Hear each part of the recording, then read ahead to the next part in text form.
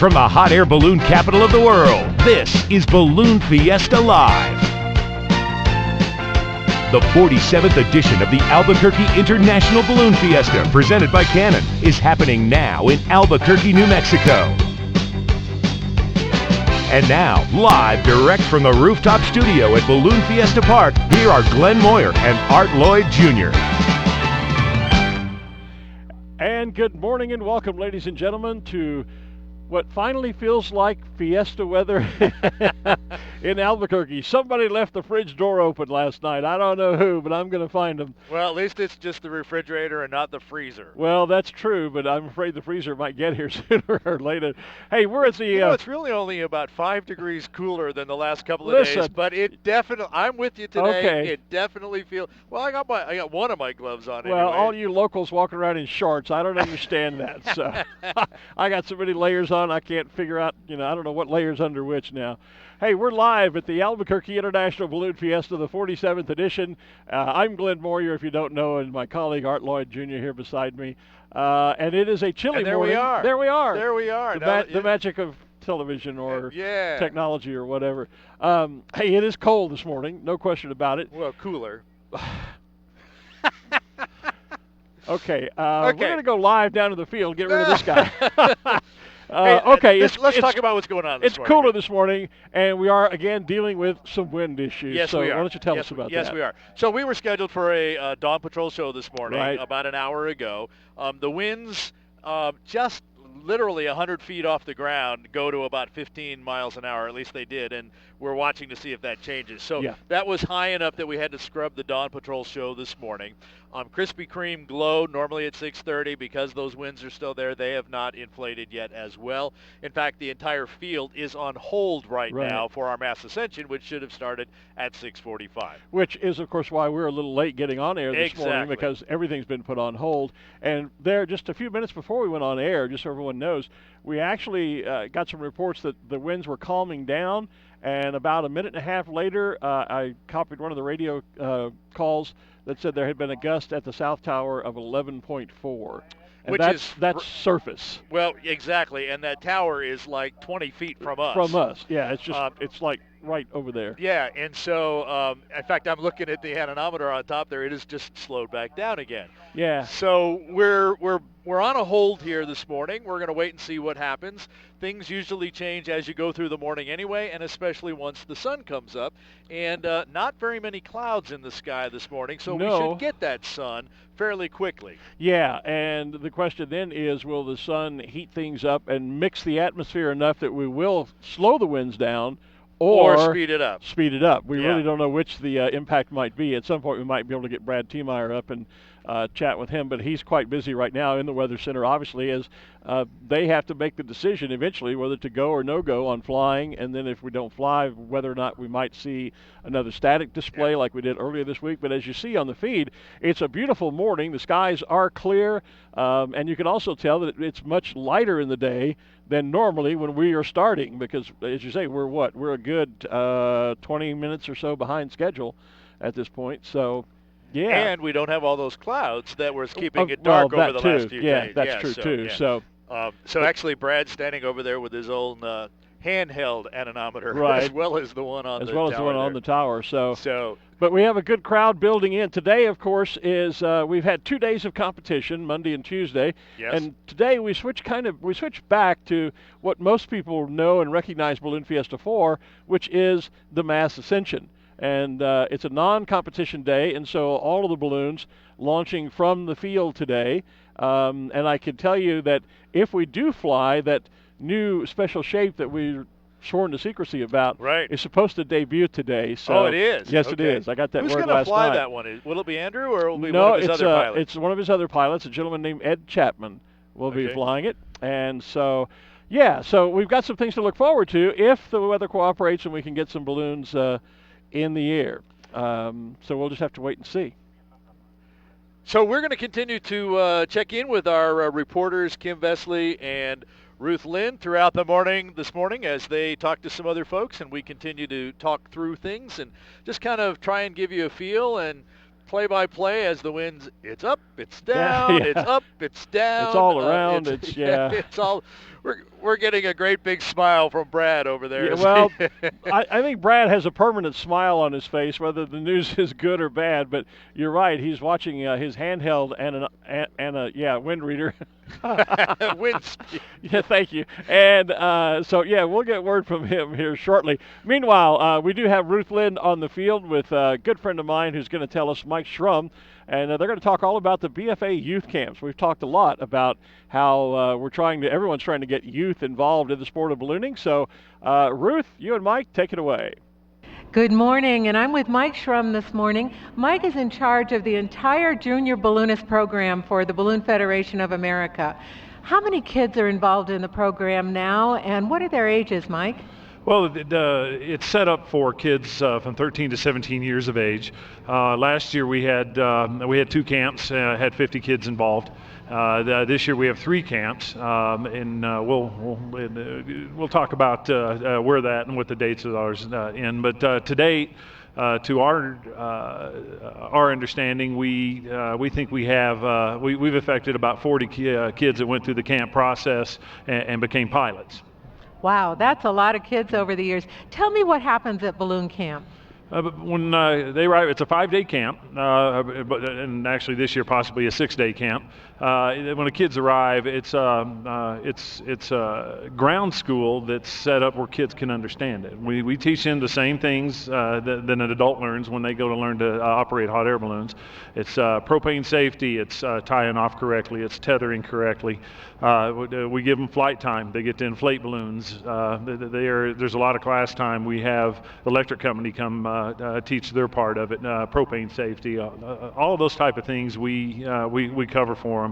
And I think the biggest thing that any camper will tell you, they make lifelong friendships with all the other campers that participate. And then what happens after they leave camp?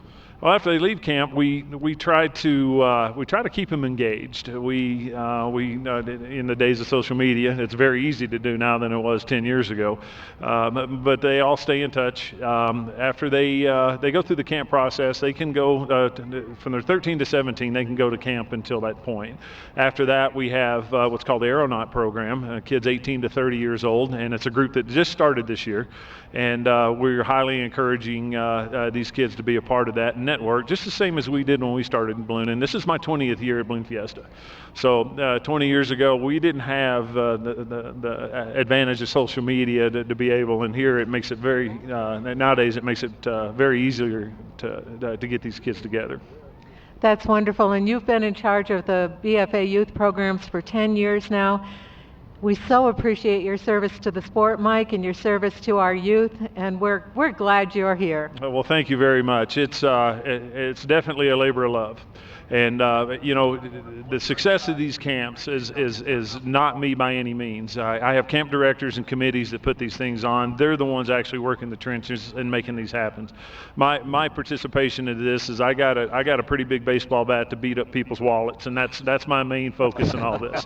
So for you, all the I don't know, the Camerons and the Lindstrands of the world, I'm going to come visit you this week. So. Well, that's a good thing. Thank you so much, Mike. Back up to you, Glen. Thank you, Ruth. And I'm going to give myself a pat on the back. I was partially responsible, thank you, for bringing Mike into the sport of ballooning. He and I lived in Longview, Texas back in the early 90s when I was marketing director at Thunder and Colt Balloons. And Mike was a local resident who was a friend of our office manager, and I was looking for local crew because I had moved there in '93 and with my balloon, and so I was looking for crew, and our office manager brought Mike out, and he started crewing for me, and that's how he first got involved in ballooning. Well, it's been Now he's running the BFA youth program and doing a great job. And the junior balloon camps are just fabulous. We've been privileged to have them here in Albuquerque the last couple of years, and I've got an opportunity to work with the camp on a couple of different presentations and things like that. And boy, the excitement, the involvement, the interest in kids and ballooning, and not just ballooning, but all the science and math and all those other things that happen with it, which is really where it all comes together. And to hear that we've turned 40 pilots now out of those balloon camps. Yeah. That's a great number that I had not heard before. Yeah, that's pretty impressive, and it's one of those things that, like you say, when they go to the camps, the kids learn. Naturally, they get immersed in ballooning, but there's so much, as you know, there's so much more that's involved in the sport of ballooning. Issues, things like weather, yes, as we're dealing with this morning, exactly. Wind speed, what causes the wind, how the wind can be impacted by the other elements within the weather. There's the science of the hot air that causes the lift, provides the lift in the balloons, and how all of that works. So there's quite a bit of educational value to the camps, besides being just a whole heck of a lot of fun. Well, and one of the activities that the Albuquerque camp does here, we take the campers to the top of the mountains just to the east of us here, which is about a mile above where we are, which is already a mile, and they're doing experiments on pressure changes and temperature changes and all of those types of things as they're riding the tram up there. So it's a great little field trip up there, but it's not just all fun and games. There's a lot of great learning that's going on there as well. Yeah, and then of course they get to do things like we've talked about. They set out targets and talk about competitive ballooning and throw markers at targets off the roof down onto the target. They often a lot of the camps, I know they have time where the kids actually build tissue paper balloons and fly them. Yes. To learn a little bit about balloon construction as well as the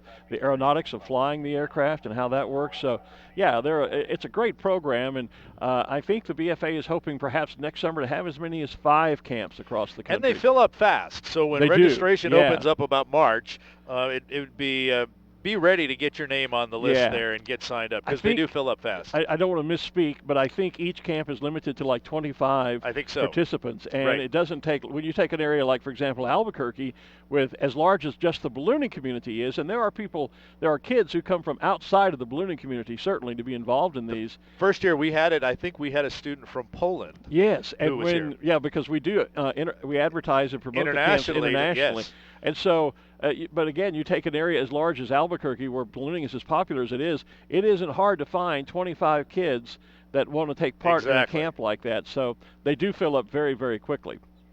Hey, so if you have just tuned in, just joining us here, just getting in a range of our voice, we are on a hold this morning because of the winds at the field here and also the direction of them. And there at the moment, if you take we've been talking about the anemometer at the south end here. At the moment, it is barely spinning. Yeah.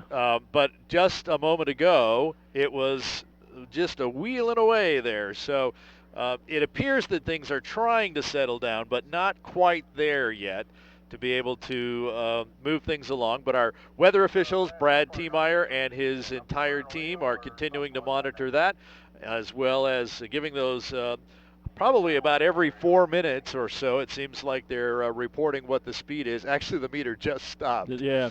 Hey, speaking of weather, as we're watching it here, I'm looking at our Facebook feed, and Brenda Gonzalez says, hey, from rainy Florida.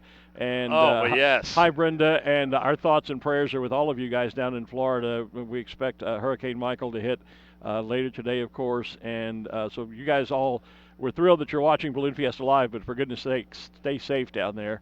And our thoughts to all the folks in Florida, those many of whom have had to evacuate. And that is a huge storm that's going to hit the coast down there. It's not going to be pretty down there today. And so you folks in Florida and in that region, as the storm moves on up through the southeast, for goodness sakes, please stay safe.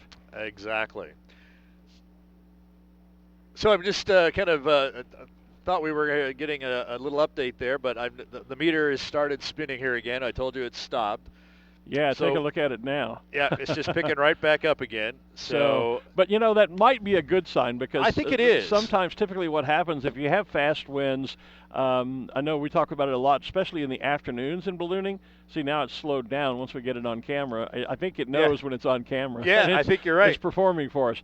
But a lot of times when you have that, not necessarily gusty, but that ebb and flow of wind speed, fast back to slow, fast back, that's usually a sign that winds are beginning to mix, and then it's just a question of which is going to take hold, the calmer, slower winds or the higher, faster winds, and we'll just have to wait and see. But there's, the anemometer, we were just watching it. Hey, I said it right. But so a good time right now. But look at it right now. See, it's off camera, and the thing is just whirling around. As soon as we got away from the shot, away it went. I think it's like, I'm ready for my close-up, Mr. DeMille. Well, you'd think it would want to be spinning. I don't know what it wants to do. I don't know, but every time we put it on camera, it's barely moving, and now it's making liars out of us is what it's doing. It is. But trust us, it's spinning. For those of you here on the field, this is a great opportunity to walk out in among the field. The balloonists are kind of standing around, just chatting away, just kind of waiting for official word what we're going to move forward with. So now would be a great time to wander out among them. If you have the official souvenir program, have them sign it for you, or ask them for one of those balloon trading cards as well, or have them show you the basket, or tell them the story of the balloon, or how they got started, and ask how you could get started with hooking up with a balloon crew, etc. So now's a great time to do that, as well as check out all of the fine vendors and merchandise folks that we have all along Main Street. Not to mention food and drink. Half of them in the tent are food and drink. Yes, half of them are, and there is a great variety of excellent food and drink down there. And I was looking at our feed as you were talking, and I've lost the comment now, but somebody said be sure to say hi to Brad. They're up in Sioux Falls, South Dakota, and said apparently one of his work colleagues, because they said they like to loan him out every once in a while, and we're certainly glad that they do, because he's doing a great job for us. And Jeffrey Miller, we don't know if they're going up yet or not, because we are on hold because of some higher winds up aloft that we've been dealing with all week long. So we're on hold waiting to see if they'll be flying this morning or not. Meantime, we'll go across to the opposite side of the field, over close to Main Street and the main stage, and Kim Vesley has a guest for us this morning. Kim? Good morning. I'm standing here with one of the safety officers for Balloon Fiesta. Do we want to try to walk over a little bit here? Yeah, we're going to do a walking interview here.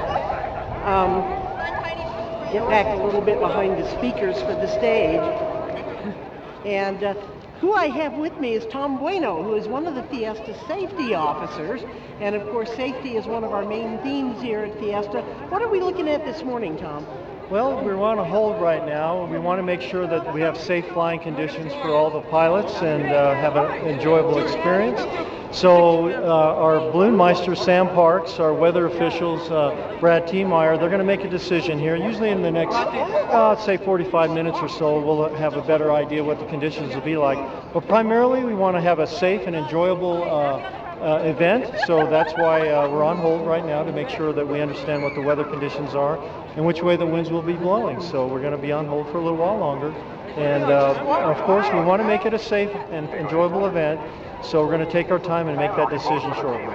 One of the things we're probably looking at is what happens when the sun comes up, right? Right, yeah. So when the sun comes up, there's a changing weather condition usually. The sun affects the way that the winds are in the air. It'll heat the air at different locations during the day.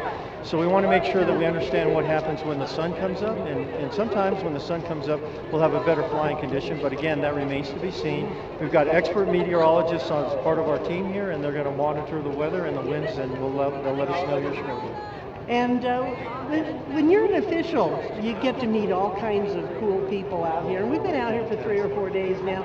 Anything come to mind that you'd like to share? Oh, you meet the most interesting people from all over. It's probably one of the only events that I've been involved with where I get to meet manufacturers from some of the biggest balloon sponsors in the world and manufacturers, like Head Balloons, Cameron, Lindstrand, some of the more popular balloons. They're Ultra Magic. And they're very friendly. You can talk to all the manufacturers out here, all the pilots, people from all over the world. I was just talking with a balloon crew from Canada, Montreal, and they're just amazing folks. And so I've been doing this over 20 years, and it's the most amazing experience to meet all these people, especially like Kim as well. She's a pilot, and so all of us that are officials, most of us are pilots as well, and we volunteer our time here so that we can have a nice event and provide time for the pilots to fly. Well, Tom, you probably have to get back to work, right? Yes, ma'am. Well, thank you for taking a couple of moments to talk to us. Of course, You Kim. have a great day. Thanks, Tom. Back to you. Thanks, Kim. And hello, Donna Wiedeker. Quick shout out to her. I saw your lovely mom and dad earlier this week, and nice to see you on our feed this morning. And Corey Pryor, or no, I'm sorry, that's Jenny Pryor, but Corey Gaddis was the one who commented in about Brad, and he just corrected me. He's not a coworker, but a fellow balloonist of Brad's up in the hinterlands. So a hi, co-player? Would that be a player versus a worker? I guess. If you're, yeah. Well, he's a ballooning colleague. He's a ballooning colleague. Yeah, there you so go. There yeah. you go. We were just talking with Tom Bueno there. I think he's the safety official in charge of changing the flag, the status flag over there by Main Street. Well, and we can see the yellow flag from here. We can see it very clearly that it is yellow, meaning everything is on hold. If that were to change to red, then the event would be canceled. If it changes to green, then we're a go. And as Tom said, it could be 45 minutes or so before we make any kind of decision to change that. So if we were to say, as we did earlier this week, not fly, but do a static display where we stand all the balloons up on the field and just let them remain here, would we go to a green flag, or would that be under a yellow flag? I believe it would stay yellow. Green means we're ready to fly. Ready to fly. That's what I thought. So, and red means we're not doing nothing. We're not doing anything. Go have a breakfast burrito and spend some money with the vendors, because there ain't nothing happening on the balloon field. There's yes. So more or less. Well, that's kind of the Yeah. But we are on a hold here this morning, and so we're waiting to see what happens. And I'm seeing the clouds get a little brighter over the Sandia Mountains to our east, so shouldn't be too long before the sun. Well, and if you look way out west, it's just beginning to light a little bit of the mesa out there. So yeah, there's just still a real, it's like those clouds are kind of backed up against the east side of the mountains. I think you're right. They look like they're on this side of the mountains. So some are, well, actually the very tops are actually obscured there. So the very peak is still got clouds, I think. Hard to tell. Yeah, we should send Ruth or Kim up there and let them check it out for us.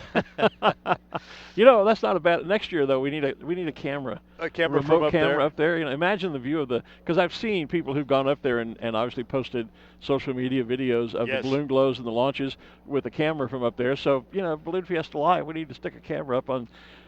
Gary, make a note of that, will you? We need a camera up on the top of Sandia Peak for next year. Well, and one of the other disappointing things for us this morning, balloonists come here to fly, and we all want to fly.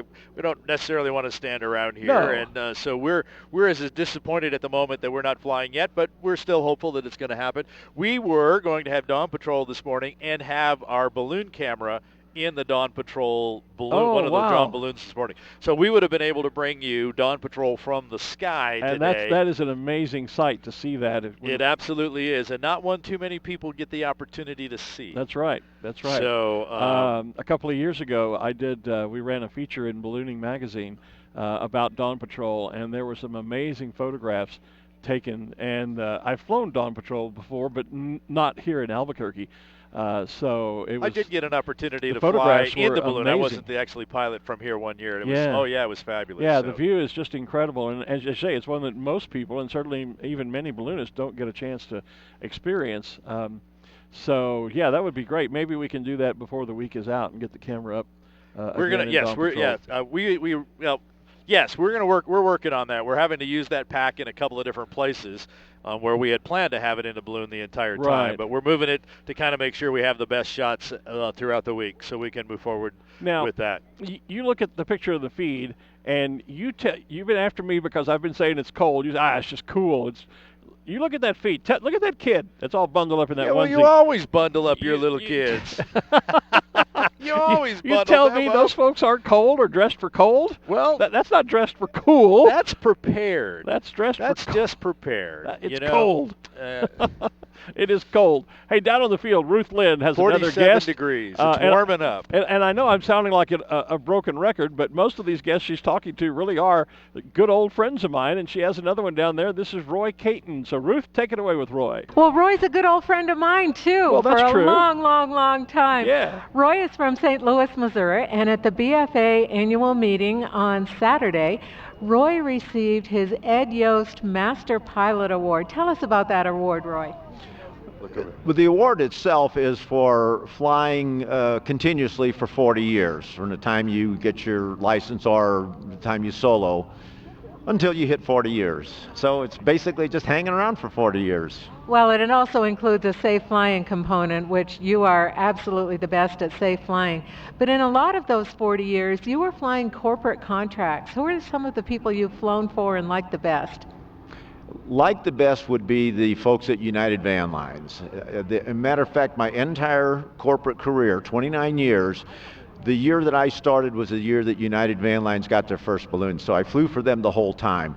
But I've flown for Anheuser-Busch and flown the Energizer Bunny and several Red Lobster restaurants. They're all great people, they're all great companies, and I enjoyed my relationship with all of them. And this year you're flying your own balloon. What's that like? This is great. The last of the corporate contracts went away in 2009. So since then, I've been flying across the river on Mesa, flying balloon rides. And that was enjoyable too, but there's a little bit more stress there, and I didn't get to see all my friends over there. So this year I decided I wasn't going to do that and bring my balloon out here. My brother and I brought it out, and we're flying out here, and I am having a wonderful time, and this is what I'm going to keep doing for the next several years. Well, that's awesome. We're so happy to see you, Roy, and we hope you'll come back and talk to us again. Back upstairs? Thanks, Ruth. And Roy, that's always great to hear those stories of those corporate pilots. They always do such a great job, and we always enjoy them. Many of them special shapes, sometimes not. But I remembered a number of those that he mentioned. The Van Lines balloon and et cetera. You know, we've talked a little bit this week about how ballooning really is just a big family, and coming to an event Smile, like, you're on the camera. Oh, smile, we're on camera. We've talked about how literally coming to an event like this is almost like a family reunion, because it's like you see so many of your very dear friends that you've been friends with for years, people like Roy Katyn, who's as much almost like an uncle or a cousin as he is just a friend.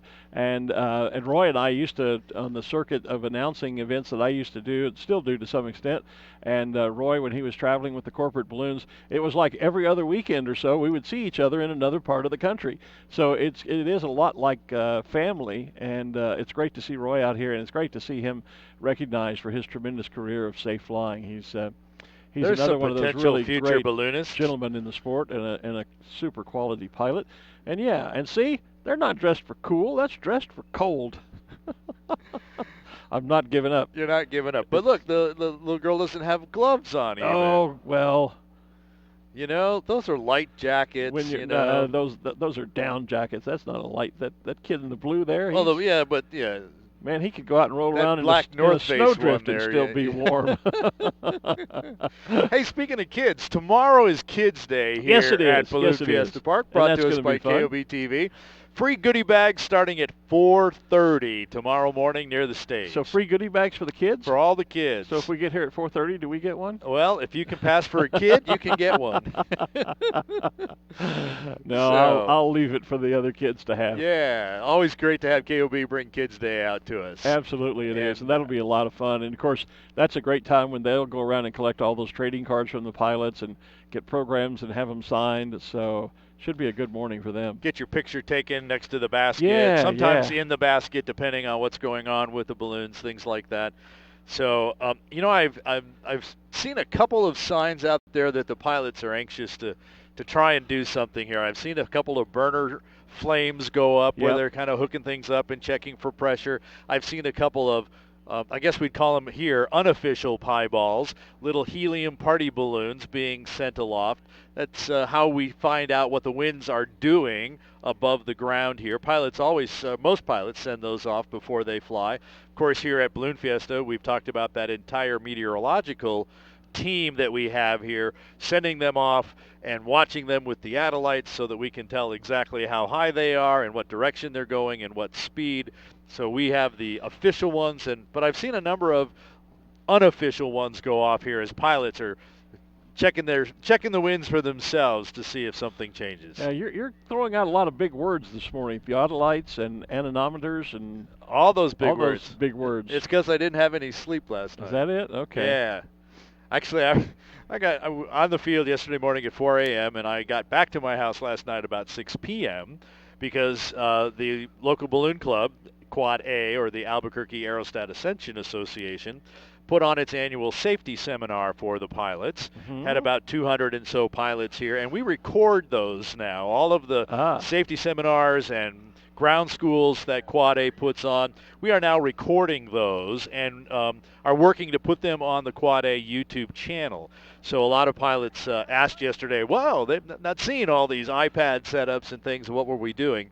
We're recording the session, and we'll when I get a break after Fiesta, we'll put those up on the Quad A YouTube channel for all of our pilots who are here and are not here, as well as crew members, to be able to check that out and learn from the best. Brad Tiemeyer, our chief meteorologist here, talked about the different things that can kind of get you. Our whole theme yesterday was gotchas.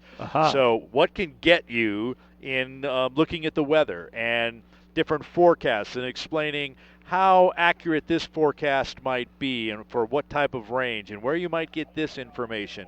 And then signs in the sky, what to watch for when clouds are doing this or temperatures are doing that. What does that mean? So we had a really great session yesterday, and so that's where I was. I got home at 6 o'clock last night. Well, which is where I was headed. And then I had to run the numbers on who's watching us. Well, and you gave us that update, and we're excited to say that we are already have topped our entire viewership from last year. Yes, we have. And we're only halfway through. I think about 6 o'clock last night, I was having dinner and trying to keep Bailey, my cat, from getting into my shrimp. Uh-oh. Yeah. Yeah, I ordered in from Red Lobster last night, and had some coconut shrimp and some shrimp scampi, and Bailey was quite well attracted to the shrimp scampi, so had to fight her off last evening for dinner.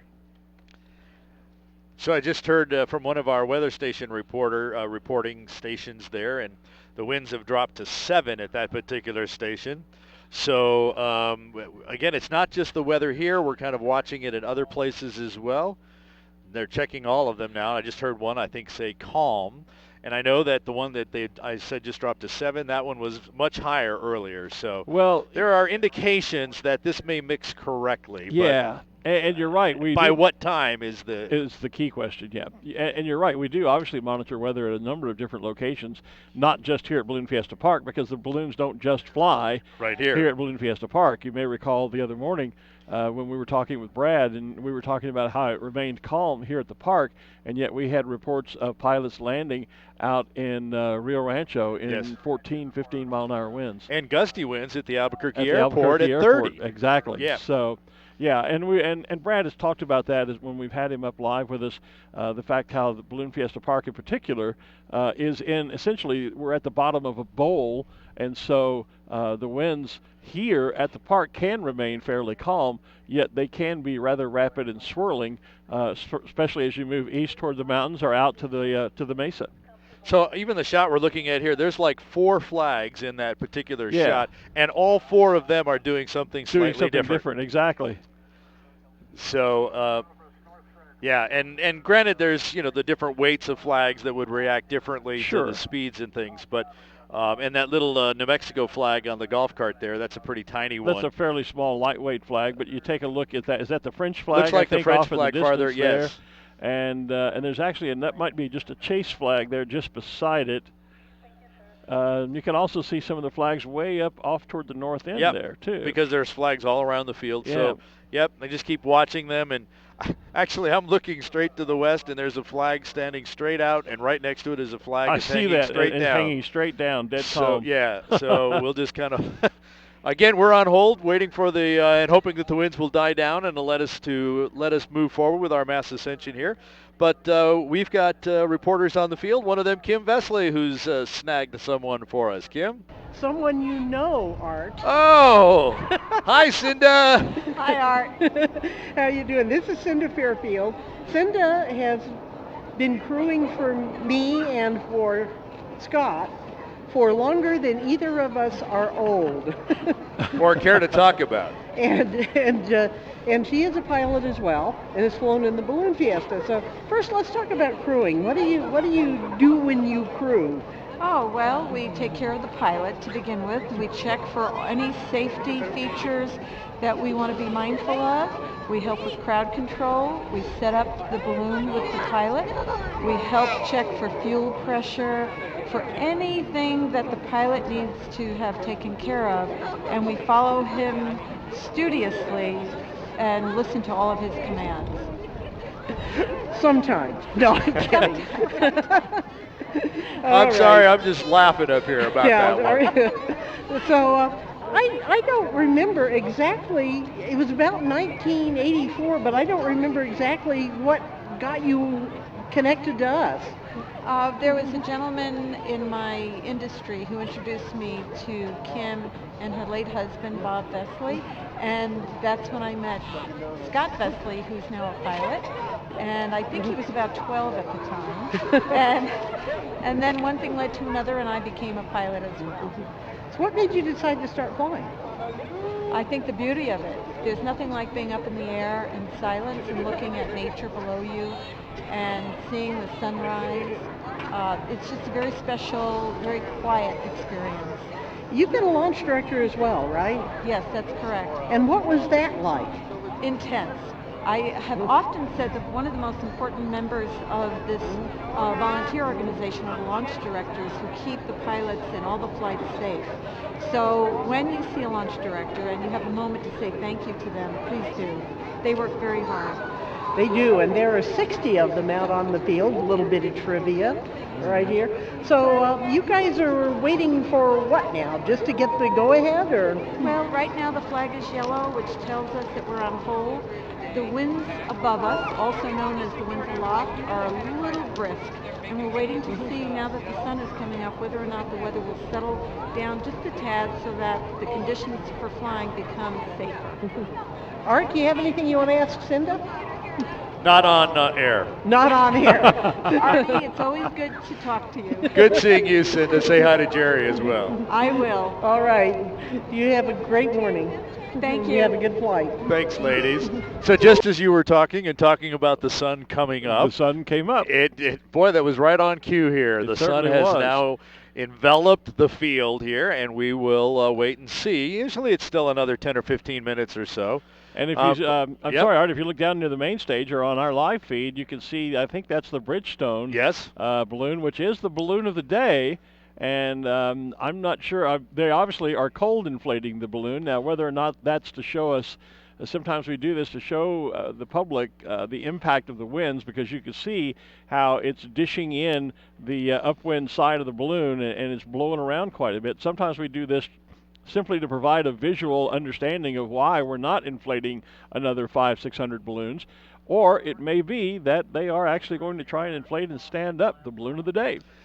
Well, it would be nice. We can do that, and whether they fly off or not, we can get our national anthem in as well, as we like to do here. Could be part of the plan as well. So it also provides some level of optimism that things will eventually get airborne here this morning. So we do have our balloon of the day at least attempting to inflate at this point. So we'll watch and see how that develops. Seems like there's more officials on the South Tower here. Well, I think it's because the sun came up and they're up there getting warm because it's cold. All right, Glenn. Yeah, okay. Hey, enough of that. I was telling you off air, but I actually saw it over here a few minutes ago.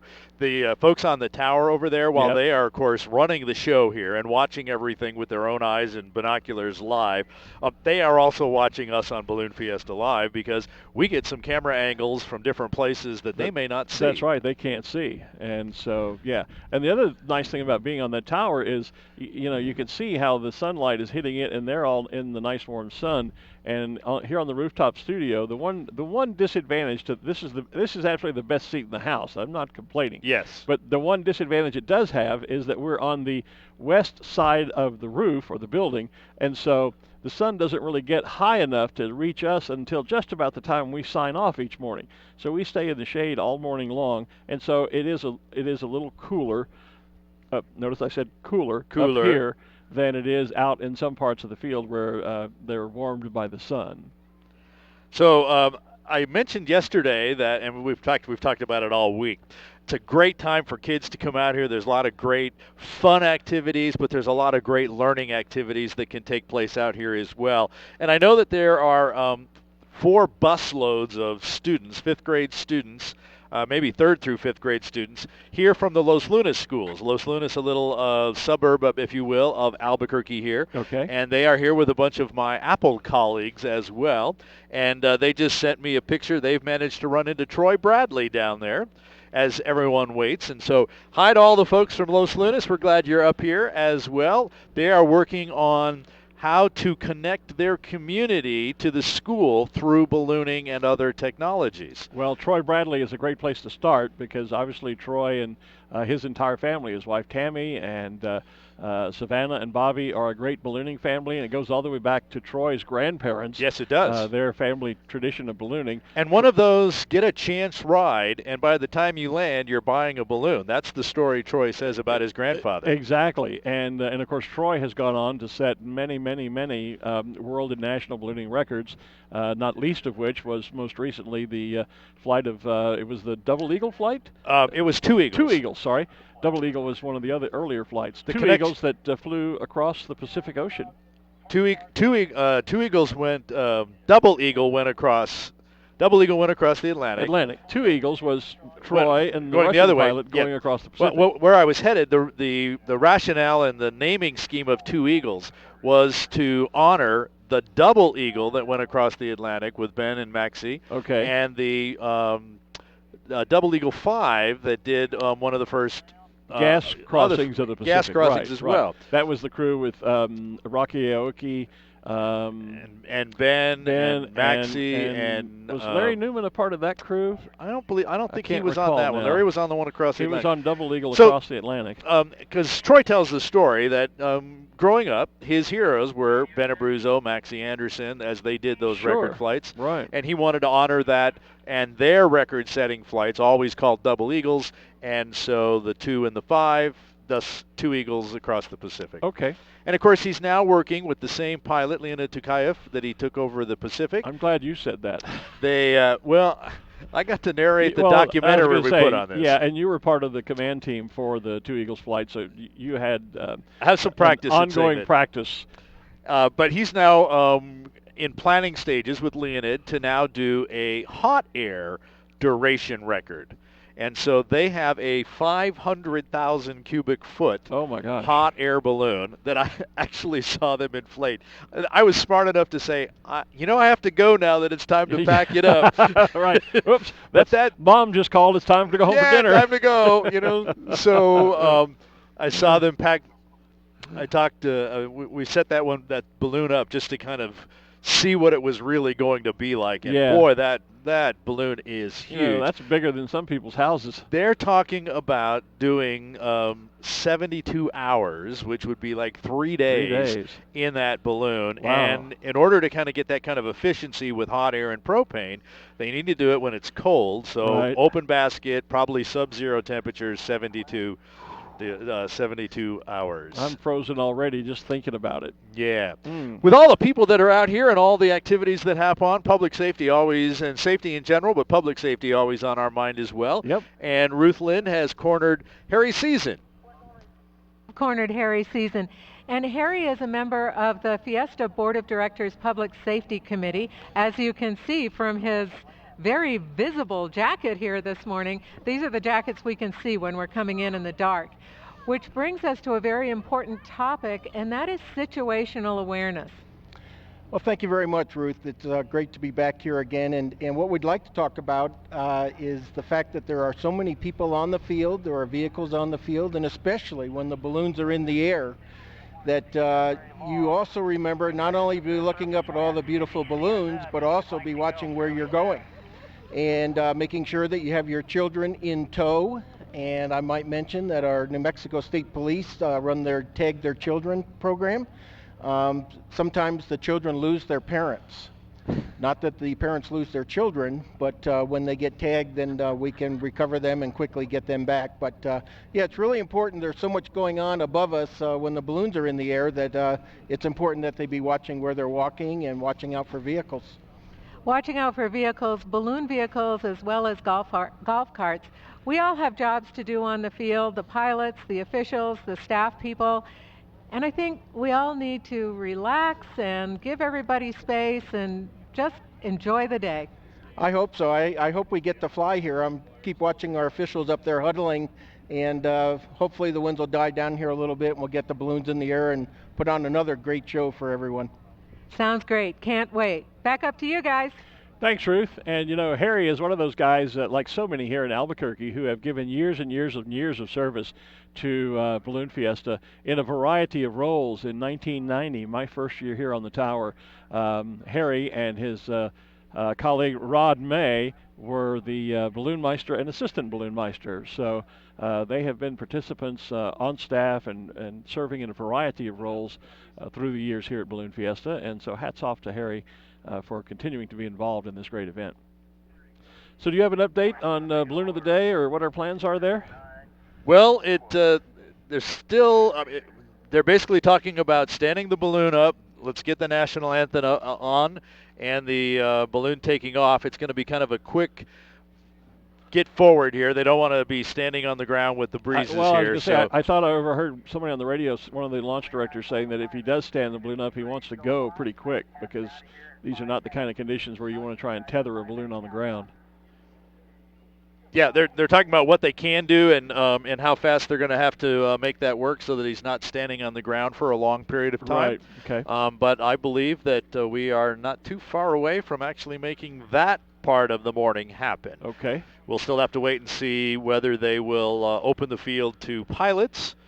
They did announce a target, though, for this morning. A target? Wednesday used to be a competition day, right. Became a mass ascension day, and some folks still like that. So it's kind of a fun competition. It doesn't count for the overall anymore. Okay, all right. So it's kind of a fun one. It's off field. I forgot what number they said. I had forgotten that, but back in the day when I was flying here, it used to be Wednesday was we flew off the field. Or launched on the field, I guess would be a better way to say that. But we did fly to off-field targets. There were multiple targets around Balloon Fiesta Park at the time, and it did count toward the overall competition. But some years ago, we changed that format where now the competitive days are Monday, Tuesday, Thursday, Friday, and Wednesday became, again, another midweek mass ascension because that's one of the things that people enjoy so much. So the balloon of the day is Mickey's Rainbow, flying the banner for Bridgestone. Thomas Bergeron from Mason, Michigan. And so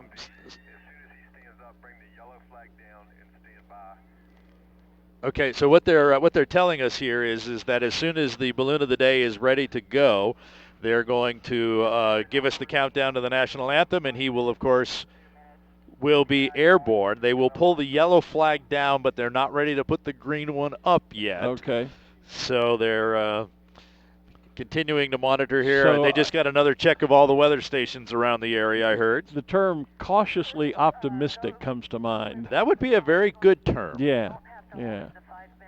So we're getting a bit more optimistic that we will get this thing off this morning. And he appears to be fairly well cold packed at the moment. He's cold packed, and even looking at the yellow flag from our distance, it has calmed a bit. I'm just looking at some of the chase flags and the various other flags that we could see from the rooftop studio here, and things do, for the moment, seem to be. And our little anemometer friend is.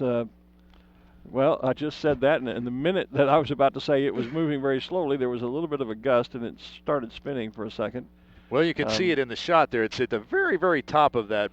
That's the south tower we're looking at from the field. And the anemometer is right there. And, yep, it did spin it up quickly. Yeah, but then you see the flag over in the corner, off to the corner, the left-hand corner of the tower, and it's still flapping pretty good. So, yeah, it's just a confusing morning where the winds are really mixing, and depending on where you look, you think, oh, it's perfectly calm. Oh, wait, no, it's not. Yeah, and sometimes we call those perfectly calm spots sucker holes. Yeah. Well, and we have to realize, too, you and I are a bit, given the wind direction this morning, which seems to be generally beginning to be prevailing out of the southeast, you and I are a bit protected because we've got a big building right here beside us. That's the good news. You said we're on the west side, so we're in the shade. The good news is we have a wind block. It's a wind block, exactly. Or it would be a whole lot colder, sun or no sun. Yep. Hanging in there at 46 degrees, it appears, though. It's actually not that bad this morning. Thank you very much. Especially now that the sun has come up. Yeah. It's not. I've been up here on colder days in 29 years, trust me. I have. In 5 years, I've been up here on much colder days. Yeah, actually, on much colder days. I've been up here with our teeth are chattering, so. Yep. Yeah, it's multiple layers, and, it's kind of like, can't we move that heater any closer? Can we get another half dozen of those heaters up here? So we continue to watch the balloon of the day down there. Yeah, we are, as I said, we are cautiously optimistic. Things look to be improving, and there is certainly a lot of chatter on the official radio about getting the official balloon of the day up and potentially in the air this morning. So there's a good shot of it on the feed, and you can see now, though, the wind having a little bit there for a few minutes. It was standing just nice, big, and fat and round. Now the wind beginning to have some impact against the envelope. But he is putting some heat in but, there, okay. So that's what's happening. Part of that's what's happening there. You're right. I see so the that heat now. is kind of pulling that up. Yeah, it's pulling that air into the balloon, and that's why it got a little loose down around the throat. I hadn't seen that he was on the burner until you mentioned that. I thought I saw just a quick little glimpse of flame there. I saw it too, just as you were saying that, and that did explain it. And you can see the balloon now beginning to try and rise against the wind. So that would explain that. So it wasn't necessarily the wind; it was just the fact he was putting the heat in the balloon, and it looks like it's going to stand up nicely. But standing up slowly, because we still do have a little bit of that dishing in, and he's slowly. putting a 35-foot flame into that. We certainly don't want to hit the fabric and ruin the rest of his week. So cautiously, Thomas Bergeron doing that. Adam George asking about that special shape that is going to debut here today. And Adam, we're not supposed to talk about what that shape is, but I will tell you that no, it is not out yet. And looking at his question, he's asking, is the blank blank out yet? And no, Adam, it is not, but we are supposed to see it today, but I'm sure that will now depend on the flying conditions as to whether or not it makes its debut or not. Well, especially since special shapes much more difficult to fly and control, especially in windier conditions. Especially in wind. A lot of the shapes, in fact, a lot of the bigger ones, Aravel, the Cow, back in the day, the Energizer Bunny, they will not come out unless the winds are really, really calm because they are so large and they're very difficult to handle in wind as opposed to just a traditional round balloon. So Tom Bergeron does have the balloon of the day standing up, and they have taken the yellow flag down. And we are going to go with the launch of this balloon in 1 minute. Mickey's Rainbow and the Bridgestone banner on the side of it. So we are going to at least get the balloon of the day off here this morning. Our national anthem from the stage will be performed by the Albuquerque Boy Choir. Go ahead. Hey, Thomas is coming to get you, and y'all are going to go get in the vehicle and go off to the off-site target. And they are also sending the officials to the off-site targets so, here. Yeah, so continued optimism. It continues to cautiously look better. How do you say that? Yeah.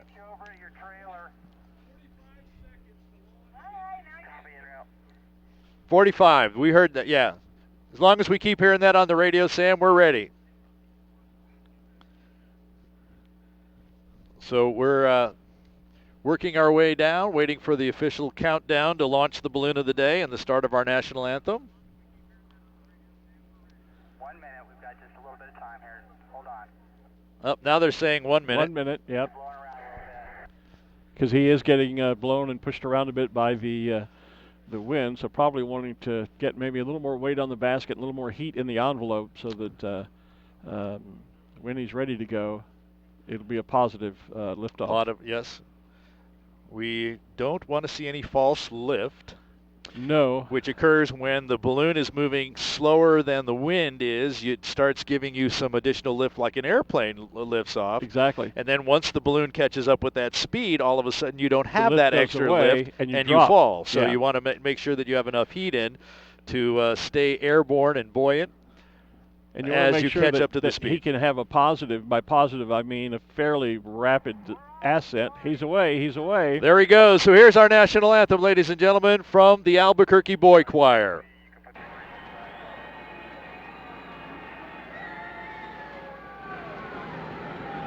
Oh, say, can you see by the dawn's early light what so proudly we hailed at the twilight's last gleaming, whose bright stripes and bright stars through the perilous fight o'er the ramparts we watched were so gallantly streaming, and the rocket's red glare, the bombs bursting in air, gave proof through the night that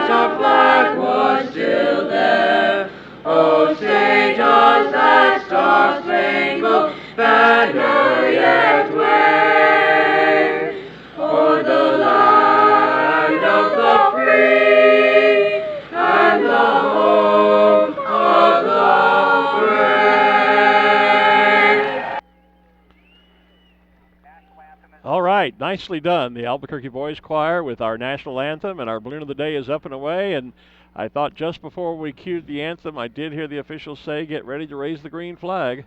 And they were, yeah, I don't see I don't see it up there, but they did tell them to put it up. So we'll be watch hopefully for that. seeing the green flag go up here. Of course, all the officials watched the launch of Mickey's Rainbow, our balloon of the day, with the Bridgestone banner. And I watched that very carefully as it took off out of here. Yeah, and I think they're probably continuing. Well, I know they are. As I look at the tower, they're all eyeballs on that balloon. I think they're watching to see its speed now that it's up and in the air, which does seem to be quite reasonable. By that I mean it seems fairly slow. There is good speed as he left the lower boundary layer here. That first couple hundred feet. But now that he's up a bit, it really seems quite nice up there. He's drifting away at a very reasonable, comfortable pace and not zipping along too badly. So kind of a little clue there. The flag, which was hanging straight down, is kind of now floating out to the side there, which tends to indicate that he's dropping in altitude a little bit. One of the things I usually tell people, if you want to know if a balloon is going up or down, especially if you can find a balloon that has... this is the green flag we're seeing going up. So the kids are attaching the green flag there with Tom. We talked with Tom Bueno before, and they're hooking up the green flag, and so the green flag is going up. There it goes, right as we see it. Green flag going up. I was going to say, though, one of the things you watch for, if you see a balloon that has pennants on it, an easy way to tell if the balloon is rising or descending, if it's either in level flight or ascending, those pennants will hang down and point to the ground. When the balloon starts to descend and the air is rushing up the side of the balloon, then the flags, like we saw the American flag, will tend to flutter in an upward direction. And any of those, whether it's pennants on the side, whether it's a flag attached to the crown line, sure. Anything that's hanging there. We fly with just about 3 little pieces of fabric hanging off the crown line that gives us the same indication and the same effect. So, yes, anything hanging from the balloon, look exactly for that. That'll give you a great indication as to what's going on. So the flag hanging straight down again, he's obviously back to a level flight. Yep. In fact, one of the fun things I used to do with my balloon was for special occasions, we would go to an arts and craft store and buy those like 50-foot rolls of crepe paper? Crepe paper, and we would attach one or more to each corner, each of the basket uprights, and just lay them on the ground. And as you launched out nice and slowly, they would unfurl, and then you fly away with these beautiful colored streamers hanging below you. And you could certainly tell if you were going up or down then by the way what the streamers were doing. The bad part about that was before you landed, you had to pull all those streamers back in, and you landed in a basket full of crepe paper and then had to clean out the crepe paper when you left. Well, there you go. And not wise just to cut it loose in litter. No, not wise to cut it loose in litter. We never did that. But it does make a really quite a beautiful spectacle. And the first time I saw that was right here at the Albuquerque International Balloon Fiesta. And it was one of those things I said, wow, that's cool. I'm going to do that with my balloon. And I used to do it quite often. Good friend of mine, Tom Schroeder, who is one of the safety officials now, one of those former pilots who is now doing other jobs here. He used to fly with crepe paper ribbons all the time at rallies.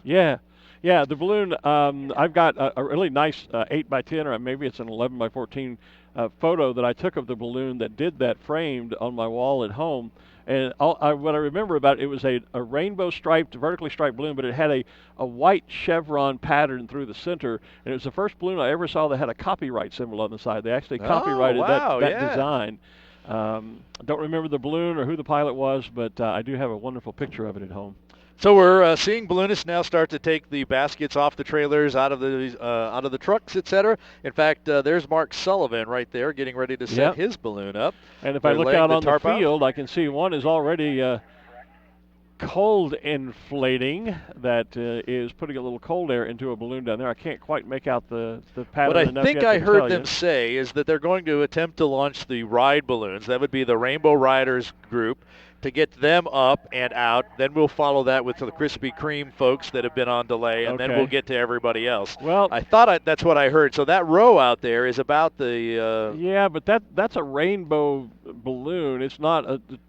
That might. I understand be, what you're saying. It might be one of the Rainbow Rider balloons, but it doesn't. The pattern doesn't look right to be at least not one of their fleet of balloons. It might be a contractor. Well, now they just said they're going to put somebody up before the Rainbow Rider balloons. Okay. So they just changed it as you were talking. And I'm there. assuming it's that one because that's the only balloon I see on the field that is attempting to inflate so at this far. moment. Seeing a lot of other folks start to get their equipment ready, but that's the only one that's got any we have a shot air of it going on the, into it. Yeah. On the screen now. Hey, down on the field, our intrepid reporter Ruth Lind, who is awesome. She's awesome. Well, she is awesome, but I was trying to say who is often involved with almost always involved with the America's Challenge gas balloon race, but she's kind of on loan to us this year since we're not doing that. But she has some other folks who are also usually involved in the America's Challenge gas balloon race to talk about that event. So Ruth, take it away. My gas balloon America's Challenge Command Center crew are my peeps, and I love them. So with me here this morning, I have Chris LaFleur over here, and Carolyn Lilly, and Ralph Kaiser, and these are some of the people who work behind the scenes to help keep the America's Challenge gas balloon race operational, provide support to the team. Ralph actually ran the Command Center for 5 years and trained me. Ralph, talk about what the Command Center actually does. Well, Ruth, as you mentioned, the Command Center is the sort of resource for the pilots. Always somebody on the ground. We're there 24 hours a day for the full length of the flight. We provide all sorts of coordination with our traffic control, guidance for the crews, sort of go-between to get messages back and forth to folks on the ground. We're basically there for the safety of the pilots and support for the crews. Chris, what was your favorite part of being on the Command Center team? My favorite part was coordinating the crossing over into Canada and dealing with the customs and just dealing with their changing in their flight airspace is really good. Last year, the winning team landed in Labrador, and Chris was their go-to person for helping them get out of Canada. They landed in the back of Beyond. Chris, talk a little bit about what that involved. It involved a helicopter retrieval of the pilots, and then later another helicopter retrieval of the balloon itself from up on top of a peak of a mountain where they landed. It was really interesting, and they were very happy that their emergency responders got to practice rescuing someone and their balloon. And that was great that they got to practice it with no one actually getting hurt. Carolyn is the person who puts together our giant, massive database that we use for the Command Center. Now, we talked about going into Canada, the government agencies need a lot of information. Carolyn, how do you coordinate that into one database that's actually useful? I actually pulled the whole thing into an Excel spreadsheet and let it print out so that it looks like individually printed pages, and it has all of the N numbers. We've got a list of the chase vehicles and the license plate numbers, where they're from, their passport numbers, the aircraft information that's necessary. And then before the balloons take off, we always file a flight report with Canada so that the pilots are covered just in case the balloons go there. And I knew the Gas Balloon Command Center was going to be really fun, because when Ralph was teaching me how to do that, talk about where we tell them they're going to land and why. So let's see, there's actually two different governments that of course you have to file with. Both the U.S. Customs and Border Protection folks and the Canadian equivalent needs to be notified of a potential crossing. So much like airliners, anytime they cross that international border, they have to file a flight plan and a list of the crew, all those sorts of things. Because we can't tell exactly where we're going to cross, we file kind of a provisional flight plan that we then update as we know more and more. And we picked an airport in Canada that had the airport identifier of WOW, W-O-W, just because it seemed like a lot of fun to claim we were going to fly to WOW. So. The Gas Balloon Command Center is so much fun. I wish everybody could have the kind of fun we have. I'll let you guys go to breakfast, and we'll take it back upstairs. Thank you, Ruth. Hi to the gas team there. Glad you're enjoying the week off, and we look forward to having you back on duty next year, 2019, when America's Challenge comes back to the Albuquerque International Balloon Fiesta. So we are moving slowly here this morning. We are launching or attempting to inflate and launch the Krispy Kreme balloons, followed by the Flight of the Nations, and then our ride balloons, and then everyone else. So we're going to be moving kind of slowly here, I think, as we go through the morning. But the green flag is up, and Kim Vesley has managed to capture the green flag raising team from this morning. Kim? Oh, do I have some special guests this morning? Would you like to tell what your names are? Graham. My name's Jackson. And these are the two guys that got to raise the flag this morning. And what was that like? Fun. Fun? Kind of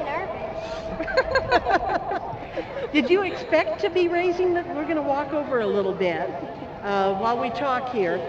Did you expect when you got here to maybe be raising the flag? No, not really.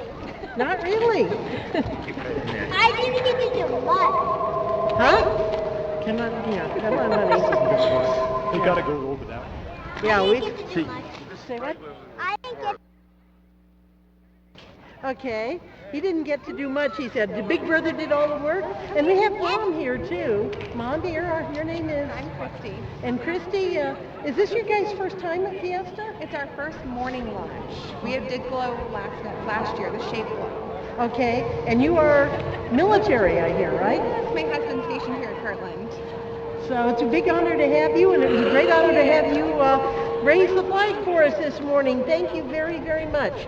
A couple of students from Hubert Humphrey Elementary here in Albuquerque. Thanks, Kim. Thanks to our green flag raising team there that got the green flag up for us this morning. Green flag, the status flag, high over the, well, not so high, but over the main stage area at center field there. That's the way we can tell what the game plan is here. It was yellow for a couple of hours this morning while we continued to wait and see what would happen with the winds. And finally, just a few minutes ago, the flag went green, and we are now going to inflate the balloons that were scheduled to do the Krispy Kreme Morning Glow, followed by our Flight of the Nations, our Rainbow Riders balloons, and then we'll get to everybody else on the field. Well, and as I look out onto the field, I do see the Katyn balloon now beginning to inflate right in front of the main stage. Katyn, of course, our presenting sponsor. Pilot there is John Petron. I think he said he's won the national championship 4, maybe 5 times. I've lost track. And I think he also, said 4, but it seems to me like it should be 5. And he should know. Also, though. also a world champion. And I remember it was just a couple of years ago he was ranked as the #1 pilot in the world. And he normally is he is a corporate pilot, and he flies Bimbo the Bear for Bimbo, but also doing duty this week as the corporate pilot for the Katyn balloon. And speaking of Katyn, we were lucky enough to have Brian come up and chat with us yesterday about the tremendous services that they have on offer here at Balloon Fiesta Park. They have, if you want to take some pictures and did not bring a camera, well, you can get a loaner from them, and you do have to return it, of course. Well, that's the reason. That's what the loaner means. Well, I know. You have to give it back. But I'm just making sure that I'm perfectly clear here. Okay. In fact, we have our very own loaner camera that Brian brought to you and I to share here on the tower. So you could go by and pick up a loaner if you need a camera to take some pictures with. They also have a number of their different camera bodies and lenses set up in kind of an observation or a shooting platform where you can go check those out. If you brought your camera with you, you can take it in and they'll give you some tips on how to get the best possible pictures here at Balloon Fiesta. If it's been a while since it was cleaned or serviced, they could do that for you. Or if you just want to talk photography and technique and those kinds of things, anything about imaging at all, they're happy to visit with you. And they've got a great staff over there and a lot of wonderful experts. And an opportunity to get your photo taken over there as well. You can it's also get your own photo taken, opportunity. which they will then actually deliver to you digitally and print for you. So, and the Katyn tent, if you've not discovered it yet, is at the main south entrance to the park. And the south end, if you don't know that part, is down here where all the corporate tents are. So and where our rooftop studio is located. It is. And folks are finding us and seeing us here. Well, that's because we're now lit up like a Christmas tree. When it's dark out there, it's a little more difficult to find us in the daylight, but at night, we're kind of lit up and sparkling up here. Well, especially since you don't really hear our voice right here. You hear it all along Main Street and, of course, in your living room, bedroom, wherever you might be watching us online. Exactly. But, yeah, and plus now we have the nice backdrop and setup here, so yeah, we're a little easier to find than perhaps we were. That's the reason why we've kind of put to bed the term the super secret announce tower, because it used to be very secret, and if we told you where we were, we'd have to kill you, but we've done away with that, so now we just have a rooftop now we want studio. You to know. Yeah. Now we want you to know where we are, and yeah, that reminds me, we haven't hung my flag yet this year. I probably should get around to doing that at some point. Sure. Yeah. So here's a really nice shot of the crown person holding onto the rope that is attached to the center of that red balloon with the black center in there. That would be the cannon balloon. That would be the cannon balloon. Doesn't look like the cannon balloon so much from that other angle, but that's okay. When it stands up, nobody sees the top anyway. That's right. So the idea behind the person on the crown line there to be able to stabilize the balloon while it's on the ground, and then as it lifts up, attempt to control it from flopping all the way back over. And then on deflation, when when you've landed and it's time to pack up, to control the direction the balloon lays back down. So just one of the jobs of the crew when you're inflating and deflating the balloon. Well, there's a nice shot. We're looking at the top of the cannon balloon, and here's another balloon laid out when we're seeing the burners. Yep. The two powerhouses of the two engines of flying the balloon there. Folks waiting.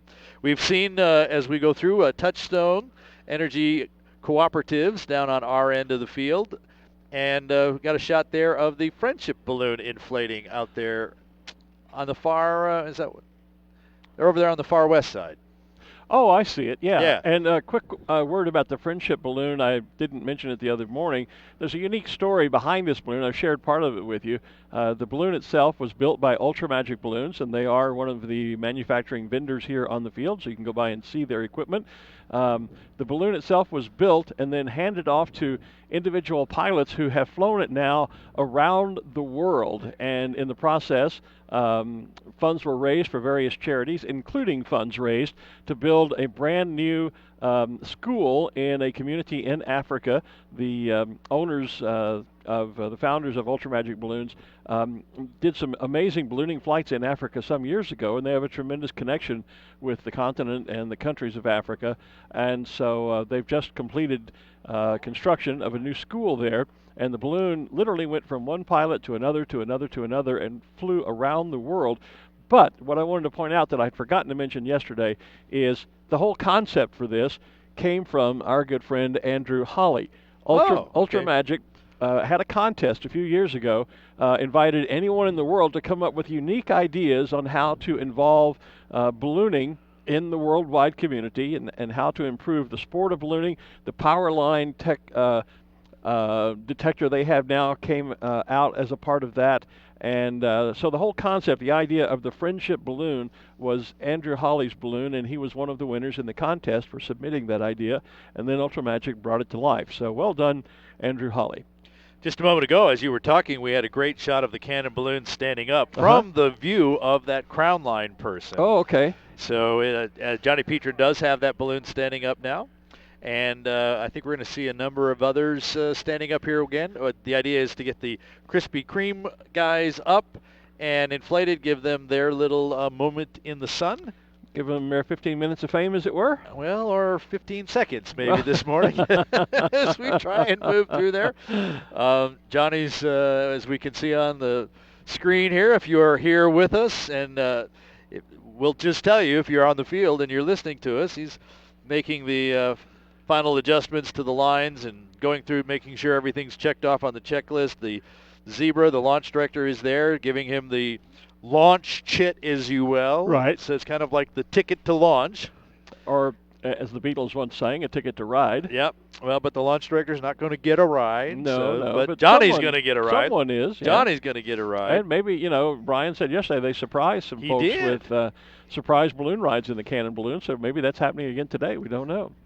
One of the other balloons that's inflating out there is silver, and you can see touches of red and green on it. That is the balloon from the Fiesta de Globos, and that is a wonderful international ballooning event down in Leon, Mexico. I was privileged enough to fly in it once back in the very first 4 or 5 years of the event. Phil Bryant, my good friend from Houston, Texas, organized and put that event together along with some folks down in Mexico, of course. And it has rapidly grown to become one of the biggest international ballooning events in the world. I've not been down there yet, but I know a number of pilots who have, and they say it's a wonderful opportunity. It's a brilliant place to fly because you take off on the shore of this really pretty lake. They often have a box down there, and so you're able to box around the lake, and they just treat the pilots and crew like rock stars. And it literally, the crowds we have huge crowds here. The crowds down there are so huge that they literally have to part the crowds like parting the sea in order to get the balloons, even just get the caravan of vehicles down onto the launch site so the balloons can begin to inflate. It's quite an amazing event, and certainly, and Leon is kind of a center for silversmithing. In Mexico, there are some leather and silver. The shopping down there for leather goods, jackets, purses, shoes, and silver jewelry is just really, really amazing. Seen lots of, like I said, lots of great pictures from that, and it is amazing how they have to handle the crowds down there. It is definitely something to see. So I was actually looking farther out on the shot before. There is the squirrel balloon. We don't see it on the picture. It's the red, yellow. Yeah, exactly. and it's gonna confuse folks because it's got exactly the same colors as the one on the right of the screen here, with the yellow, black, orange kind of spiky spiral up there. Spiral stripe. Yeah, there's a little blue and white in that one. The one at the other end that is big, wide red, black, and yellow stripes is the squirrel one. Okay. Squirrel. So we had that shot before, and then we took a picture of this one. Well, and one of the things that you could see in that shot, I'm trying to look at my monitor now and see if I can still see it. I think we changed the view just slightly. So there's the one I was talking about. Yeah. That's Squirrel, Jim Hoytel. But, we've changed the shot just like but a moment ago. One of the things you could see in it was that tall red and white striped pylon. And people might be wondering, what it looks kind of like an air race pylon. Yes. It's not there for airplanes to race around. That is actually a safety device that aids our pilots. On days when we have competition, there is a rule in place for safety reasons that pilots must be at 75 feet in altitude above the ground as they come into Fiesta Park, and until they cross over into the scoring zone, which is always flagged off, at which time they can come to the deck. But over the crowd around Fiesta Park, they have to be at 75 feet, and those pylons are exactly 75 feet tall, so they are a visual aid to the pilots, so that there you can, I'm looking at on the feed on my iPad, and it's a little bit delayed. Now I look at the monitor. So it's you not just the same saw shot. it, if you think you just of it saw it if you were watching the feed there. But that's what those pylons are, and they're located in a couple of three corners of the Balloon Fiesta Park here. Well, apparently they're supposed to be in all four corners. Well, I haven't seen the one down in what would be the northwest corner this year. Apparently what has happened is one of those very windy days that we had, it actually broke loose. Oh, okay. And one of the straps broke, I guess I should say. Okay. And so there was a little issue there. So we've got them in the three of the four corners. They are in three of the four. I've seen the two up here by us, and then that one down at the north end. There should be one in the other in the northwest corner, but apparently, as you were just explaining, it's no longer there. There's a great shot of the Touchstone Energy Cooperative's balloon on screen. That is the balloon of Sherry Edwards White. Sherry and it's also the one we saw Mark Sullivan setting up, so maybe right. Mark's going to fly that for Could or be. with Sherry or today. with her. Mark and Sherry fly together as pilots in gas ballooning and are just recently back from representing the United States, one of two teams representing the United States in the Gordon Bennett gas balloon race, the world's most prestigious long-distance gas balloon race, won by a Polish team this year, but very excited to say that USA 2, Andy Katyn and his co-pilot, finished second. They were on the podium and got beat by just a couple of 100 kilometers at the last on the last day of the flight.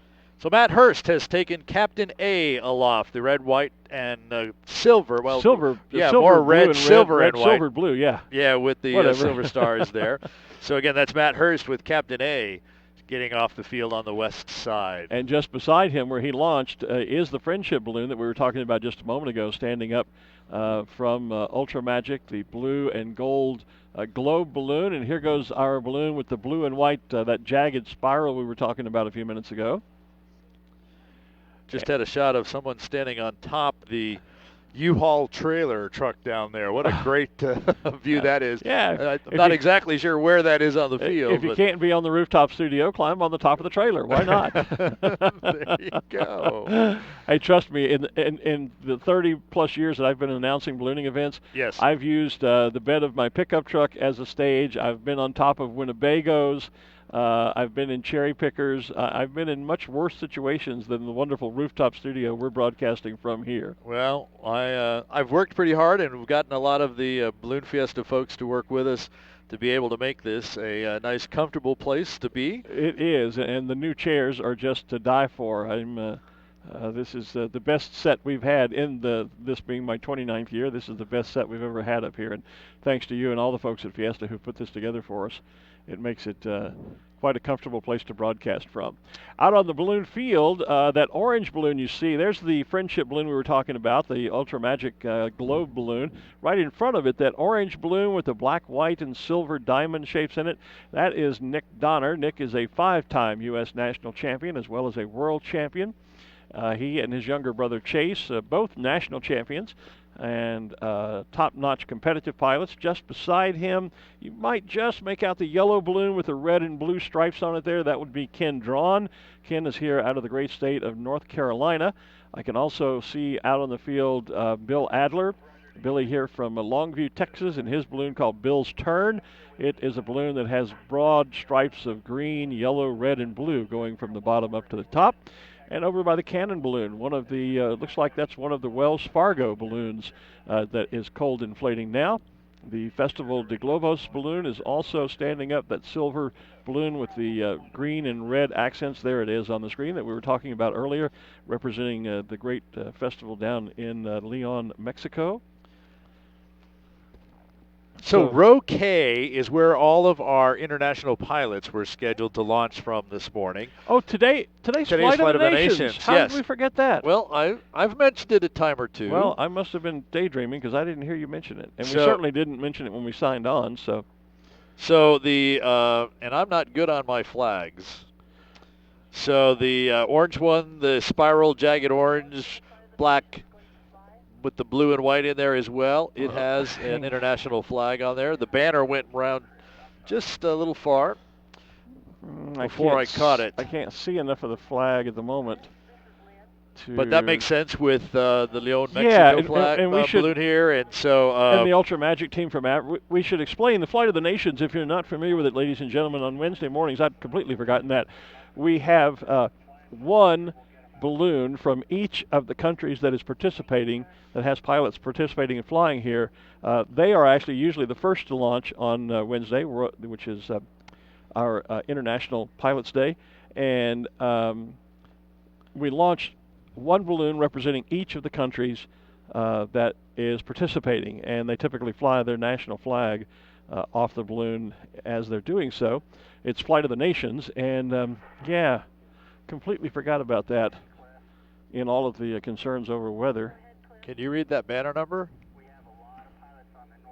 Not just quite. Looks like yet. something 114, maybe 114. I don't think so. I see a 1-4 on the end.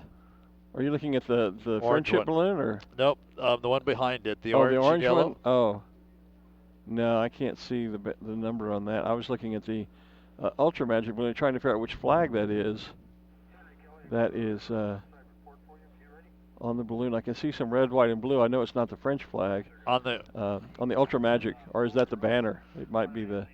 I think you're seeing the banner because I think I read 140 from there. Okay. Which didn't help me. Yeah, it could be the basket banner I'm seeing and not a flag, because it is attached to the basket. It's not flying down like a flag normally would be. But we know Ultra Magic, or perhaps our audience doesn't know this, but Ultra Magic is based in Spain. And as we said, they are one of the many participating manufacturers here on site. So you certainly have the opportunity to, if you're here at Balloon Fiesta, to go by and visit with them and learn about hot air ballooning and see some of the great equipment that Ultra Magic builds. Ultra Magic, if I'm remembering correctly, and I'm sure if I'm not, someone will correct me. I believe Ultra Magic were the first to introduce the racer balloons. Could have been. I think they were. So Sam Parks, our balloon meister, has just told the launch directors, our zebras out there, that if there is a pilot out there that is ready to go, then they are going to go ahead and let them fly. So while we were attempting to do Krispy Kreme and ride balloons and fly to the nations, they've just kind of thrown that out the window and said, if you're ready to fly and go. Go, okay. And this would also be another opportunity to point out that all of the balloon flights here are totally up to the pilot in command, the PIC. They will make the final decision whether they fly or not. Fiesta can close the field and not allow any launches, but when they do open the field for launch, it's always up to the pilot in command to make that decision. Because they are the pilot in command, they are responsible for the safety of that flight and that entire operation. So they are now allowing any of the pilots that are ready to inflate and go. They still have to have a launch director to do so, but we're no longer trying to stage the different waves, if you will, of the Rainbow Rider balloons, the Flight of the Nation balloons, the Krispy Kreme glow balloons, etc. If you're up, you're ready, your launch director gives you a thumbs up, you go. You go. Okay. There are, I think, a couple of our Flight of the Nations balloons going. There is balloon... it's something 19. I can't make out quite the first number, but it's flying. That looks like to be a balloon team from Germany flying the black, yellow, and red flag, if I'm remembering my international flags properly. So that would be banner 419. 419 from Belgium. From Belgium, I'm sorry. So that is the black balloon with what looks like somebody spilled a bucket of paint on the top of it, rainbow-colored paint. Arnie Lips flying that balloon called Little Bit of Heaven. The additional pilot on that balloon, we've mentioned this name a few times, Savannah Bradley. Oh, Savannah's in that balloon. Outstanding. And then, of course, there is the Festival Internacional del Globos. That is from Leon, Mexico, and they are flying the red, white, and green flag of Mexico on the side of that balloon, one of our international flight of the... what am I trying to say? Flight of Nations. Flight of the Nations. Thank you. I got tied up on the word international. And just up to the right of from our angle anyway, from the Globo, the Leon, Mexico balloon, that would be Cruise Control, Rod Baca from Los Lunas. Some people call New Mexico a foreign country sometimes too, but we really are one of the 50 states. Well, yeah, some people are confused about that. And of course then my home state of Texas markets tourism by saying Texas, it's like a whole other country. Right. And so... but yeah, a lot of people are confused when they think New Mexico. They don't realize it's part of the United States. They think it's a new part of Mexico, and certainly that's not the case. The State Tourism magazine used to have a back page feature. One of our 50 is missing, and it would feature stories of being asked for passports or shots all those types of things. Geez, do I need a visa to come to Balloon Fiesta every year? Yeah, exactly. Hey, I think Kim Vesely has an interview for us down on the field while we're watching our flight take place, getting off to a rather slow but good start this morning. Kim, take it away. I do, and I'm sitting here with one of Albuquerque's finest. Kim, stop moving back. And that's Lieutenant Ray Del Greco. Did I get the name right? You did get the name right, absolutely. It means of the Greek, it's Italian. And first of all, thank you for your service, and thank you for being out here. And can you tell us a little bit about APD's mission out here? Well, I'm in charge of field operations for Balloon Fiesta, and we want to make sure that everybody that comes into town and the locals and people internationally have a good time here at Balloon Fiesta. So we're tasked with making sure that you're able to get in as efficiently as possible to the field, and while you're here, you have a fun, safe time doing so. I don't want you to give away any secrets, but about what's your deployment out here? Those are secrets, so that's stuff we can't talk about. Well, that's good though, because you don't want to tell the bad guys. Exactly. Right? Actually, you have something to show us. You guys are actually selling pins out here, right? That's correct. Our APD traffic unit, which is just to the right of our main stage over here, just to the south of it, they're selling balloon pins. It's actually a pig with a mustache on a motorcycle for $5. So if anybody's on the field, they want to come over, they're $5 a piece. All the profits go to Special Olympics. So that's a very, very good cause. Absolutely. How did you pick Special Olympics? The Lieutenant Zach Cottrell. Zach, if you're over there, if you could wave. Give us a wave, Zach. He's not paying attention right now. There he is. He picks a charity throughout every year. He's been doing this for a long time, so he kind of rotates through the charities and Special Olympics. It's a more than worthy cause for the proceeds from this. Well, thank you for all you do, and we appreciate you being out here. So hope you sell a lot of pins. Yeah, thank you. Just want to make everybody known that if you guys see a law enforcement officer out there, stop, say hi, ask them questions. We're here to be part of the community, so we want to make sure that you guys are having a good time. So thank you guys. Thank you for coming out. And thank you for your time. I know you're a busy guy. Yes, ma'am. Yes, ma'am. Yeah. We gotta go make sure that all the balloons are getting off safe, and we got everybody taken care of. Great. Thank you very much, officer. Thank you. And back to you. Thanks, Kim. You'll have to, while you're there, and have the officer there, the lieutenant there, give him $5 for one of those pins for me, and I'll pay you back sometime.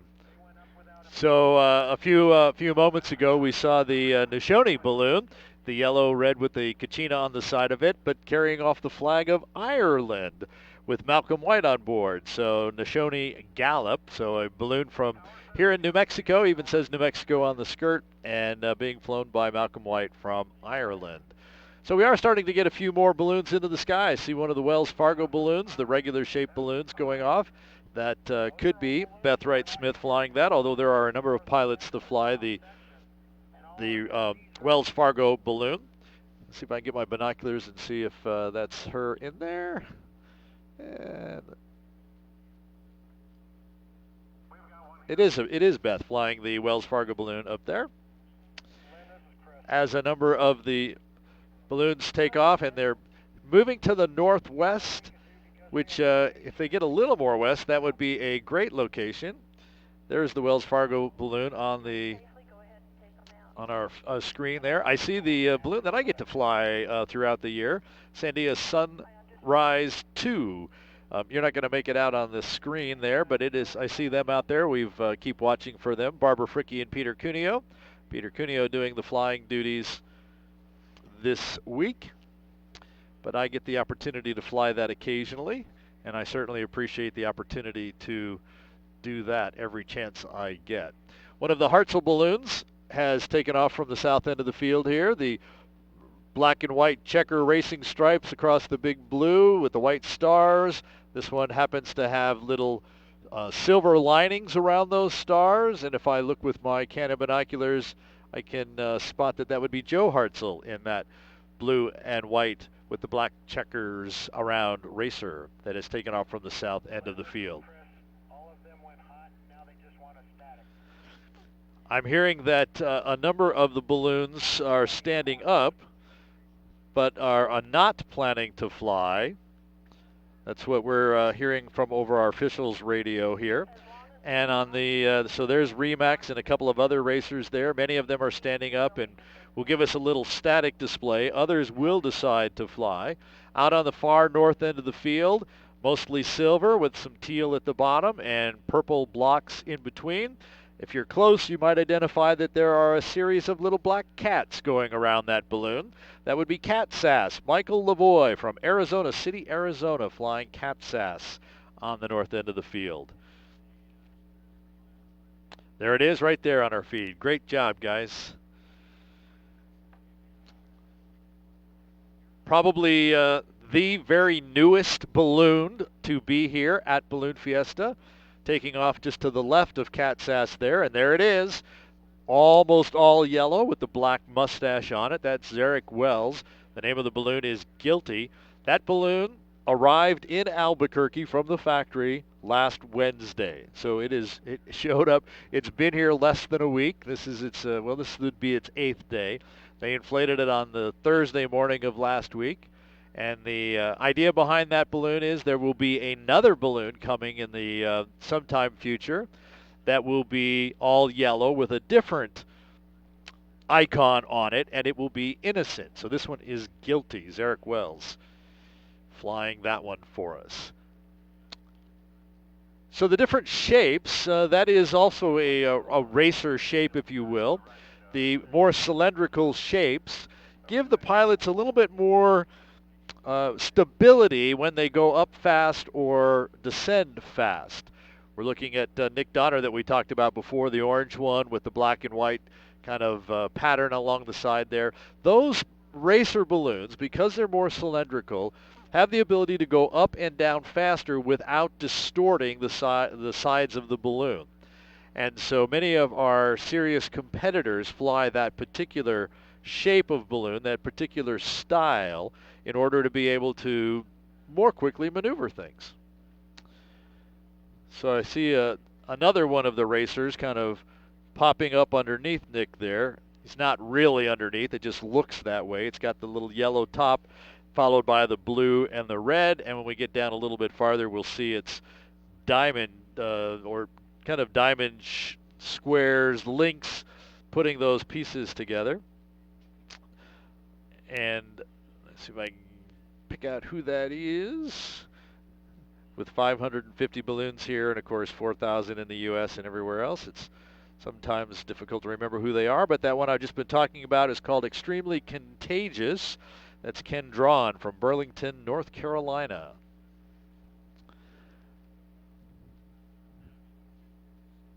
So the another one of the Wells Fargo regular shaped balloons is now airborne. Put my binoculars on that, see if I can recognize the pilot there. That looks like Ron Sanchez flying that one.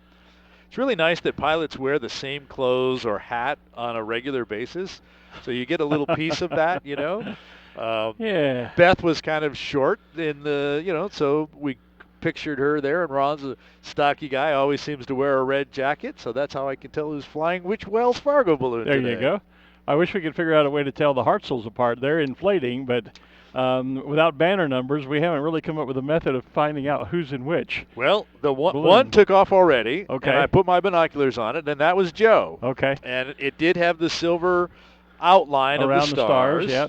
So this would be Rhett and Lucas, his two sons then, flying here. And launching just beside them is Dr. Bill Bussey. Bill is in that racer that's just climbing into the sky, black with the forest green, and kind of that's an odd blue shape, kind of a French blue, I guess. It's not sky blue, it's not robin's egg blue, it's not royal blue, so we'll call it French blue, as I think about some of the dress shirts that I wear occasionally. And Bill, of course, is the founder of the Great Texas Balloon Race in Longview, Texas. We've talked a lot about the Zia balloons this year and the different ones that are here. I think this is the first morning I've seen there is the blue one with the yellow and red Zia out over the western side of the field now. And I think that's the first time I've seen that one this year. I think it is as well. It's called Sunflyer. Frank Bacon, the pilot there. As we heard from Albuquerque Mayor Tim Keller the other day, that when he gets a chance to go fly and crew for balloons, he crews for Frank and Sunflyer. Yeah. There is the original Seasons balloon. That was Carol Weiner's balloon at one time. Not sure, is it still, or do you have the list of registered? You can find it quicker than I can. But from that balloon, the purple balloon we're talking about, with you see the sunny face and you see the flower, and there'll be a snowman and a jack-o'-lantern as it continues to turn using those turning vents, each of which was eventually turned into a special shape balloon. So it's still called Seasons, and Ben Drennan from Georgia is the registered pilot with Seasons. Okay. And there it is on our shot. There's the snowman, and here comes the pumpkin around. I was trying to cast my eye across the crowd down in sponsor hospitality because Andrew mentioned that he would be down there making faces at us this morning. He was, huh? Yeah, well, he said he and his lovely wife Jennifer and their new baby girl Roma were down there yesterday but couldn't get our attention, and they said they'd be down there making faces at me this morning. And we've had quite a discussion ongoing about chocolate milk because Creamland Dairies, True Moo, provide their True Moo chocolate milk in sponsor hospitality. And Jennifer apparently is quite a fan of it, as am I, so I've been warning them off of my stash of chocolate milk. I'm on my 1, 2, 3, I think my fourth case. No, Sorry. Just the fourth carton this morning. But so I was just trying to check and see if they were down there making faces at us yet. I don't see them, so maybe the Penguins and Andrew's bunch are going to be flying this morning. Well, they keep promising that extra or the new special shape. to debut today, but haven't seen it yet, and we may not because it is a special shape and it might be a bit windy. You mean you think they might step on not launching that one today? You didn't hear that. I'm sorry. I was talking to our stage manager, Katyn Leindecker. I was saying, do you think they've kind of put the squash on not launching that one? Yeah, I think maybe it's back in the box, as it were. Yep. We should run a contest to see who can guess what that is from our little hints. We know some people online have already figured it out, but I think those are people who know Andrew. Because, as I said, one commenter this morning was asking where it was, and when you said blank blank, they actually had the they had the name and you were covering it up. I was covering it up, but they had the they knew exactly what we were talking about. They knew the shape and they knew the sponsor, so but that's why I said blank blank, because I didn't want to reveal it yet. But they knew. So some folks online clearly know what we're talking about. I was going to say that appears to be the owl balloon, and now that the turning bench is in place and turning around, we can actually see the front of the owl balloon, and that's exactly the name of it, owl balloon. And the second and third of the Hartzels have taken off. Let me grab my Canon binoculars real quickly, see if I can figure out who's in the one just launching. The banner's on the other side. And back to the owl balloon while you look that up. The pilot's facing backwards too, so I can't tell. Jeff Lawton is flying the owl balloon, and there's the other Hartzell balloon, the one that took off second. Right there, right. It's going to eclipse the owl balloon. And it's even with my binoculars, it's far enough away. And again, the pilot is facing. There is a silver around the star, so that could be red. Yeah, that would be red, and the one closer to us does not. I see now doesn't have the silver outline on the stars, and so that would be Lucas. So, and in fact, his banner is 007, and we know from earlier that that's Lucas Hartzell. That's Lucas. That is. Okay. So Ruth Lind is down with John C. Davis IV, the man that gave me my check ride and made me a legal pilot. What's John up to now, Ruth? He's trying to. Wait. John, we're gonna switch this around. No. She's been talking so much. Not again. But we need her to talk about some of her other adventures. And you all may not know it, but Ruth is a very accomplished gas balloonist too. And she's had some adventures that y'all need to hear about.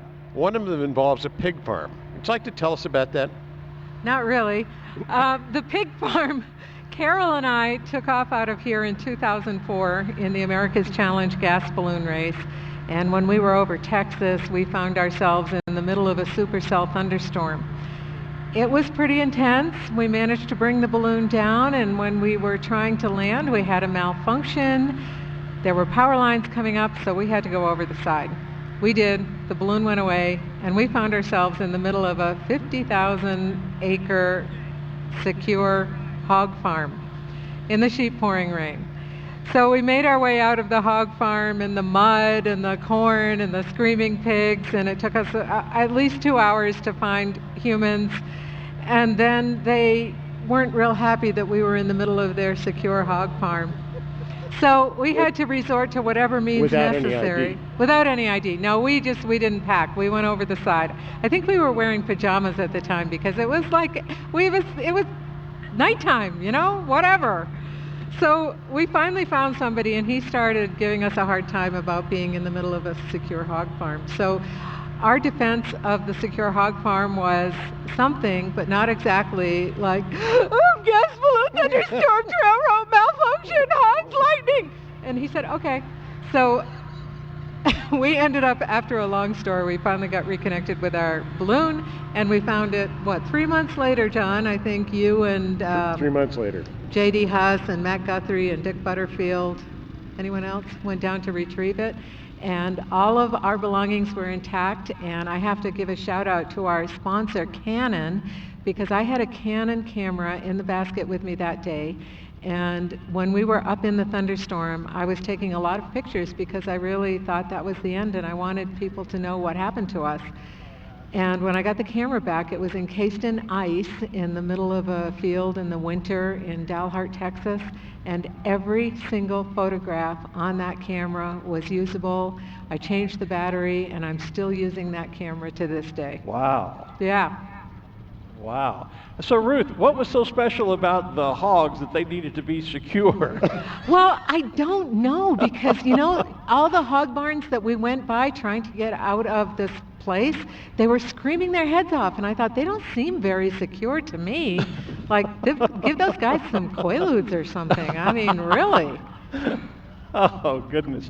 I remember when you made that flight, and we were all quite concerned for both you and Carol at the time, and it was great to find you both alive and well. And it was, what did you say, 3 months before they found the balloon finally? Something like that, yeah. Wow.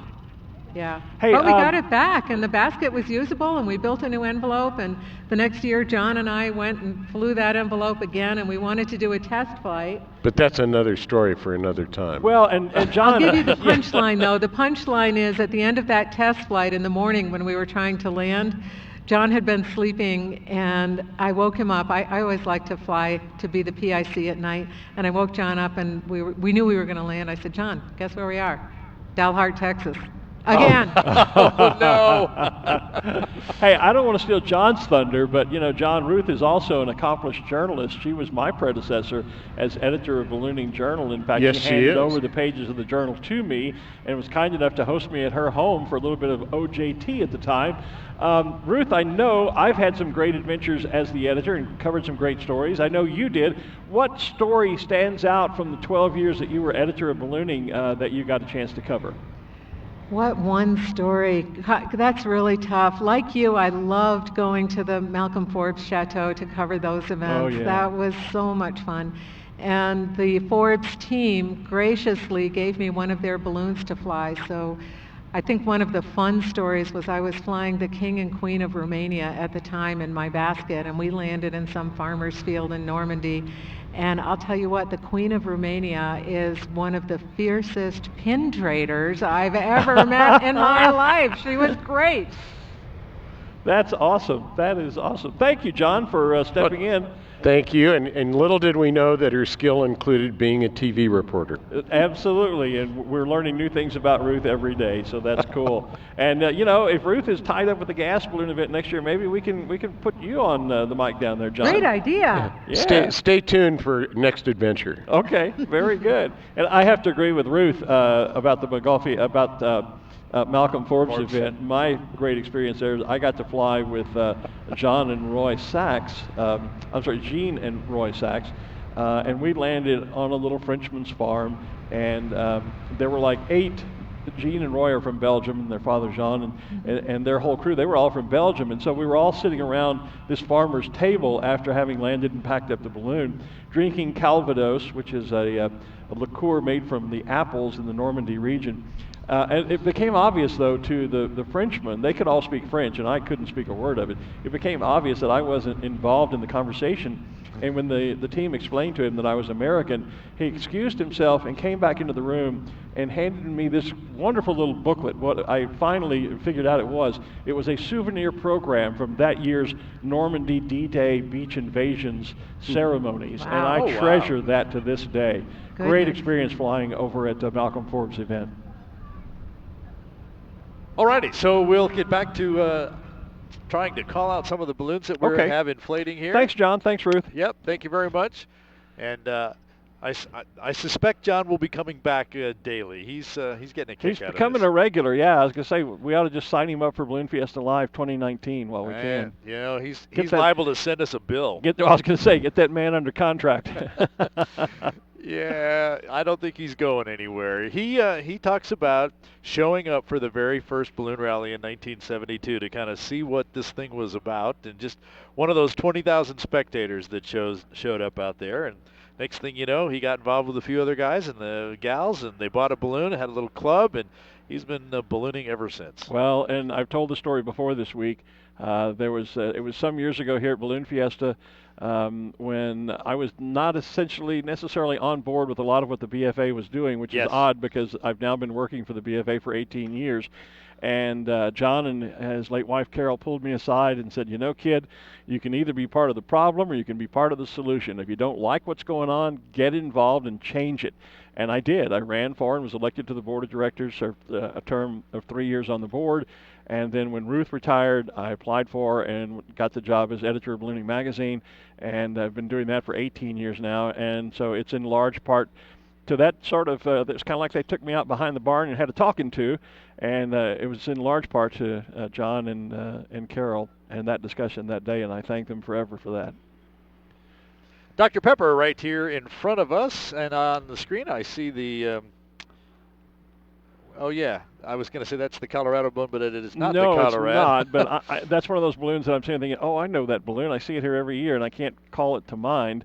The balloon that's just passing right up through the top of the screen there is the Lady Jester, which is, if you're familiar with the state of Louisiana, where I've been calling home for a number of years now, and Mardi Gras celebrations. That is a famous mask or character that you'll see at Mardi Gras. It's in the Mardi Gras colors of purple, green, and gold.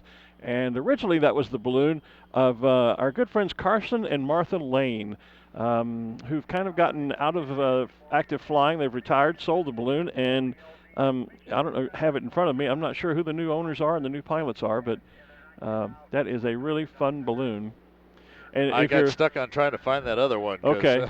Well, I was going to say, if you're down, there's a restaurant in Shreveport, Louisiana called Crawdaddy's, and they have a whole collection of Mardi Gras posters, and you see that particular mask and others like it on those posters or featured on those posters. It's a very common Mardi Gras feature. So Robert Lupton is the pilot with you. Lady Jester, and okay. That's another. As soon as you see that, as soon as you say it, I go, yeah, of course that's Robert. You know. Yeah, so. That's him. And Dr. Pepper gets airborne with the flag from Colombia because Kevin Haynes is flying that balloon from Bogota, Colombia. They should throw a Texas flag on the other side because Dr. Pepper is a Texas product, and Texas is like a whole other country, of course.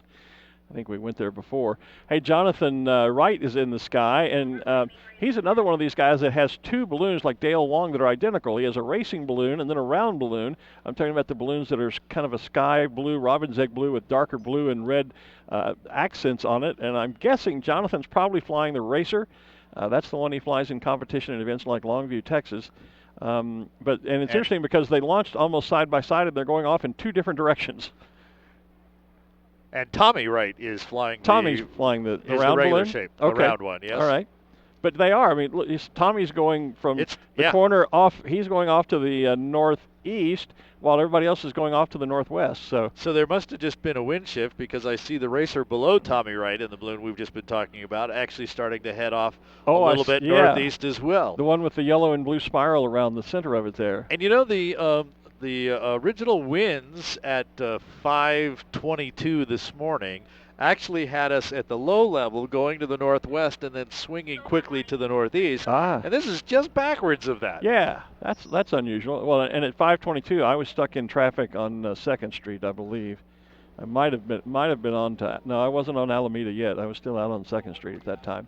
Well, they start sending pie balls, our weather guys, or pie balls, weather balloons, if you will, up about 4 o'clock in the morning to be able to have a nice what's happening now and what are the trends so that we can continue to follow that throughout the morning. Well, and you were here a little earlier this morning because it was your morning to do the announcing for the Dawn Patrol show, so I was able to sleep in a little bit later than I would have otherwise. There goes Johnny Petrin in the Cannon balloon. And right in front of him in another red, white, and black balloon is the Phillips 66 balloon, and that would be his brother Paul Petrin flying that balloon. Keeping Get it the all launch right next to each other. Yeah, keeping it all in the family, as it were.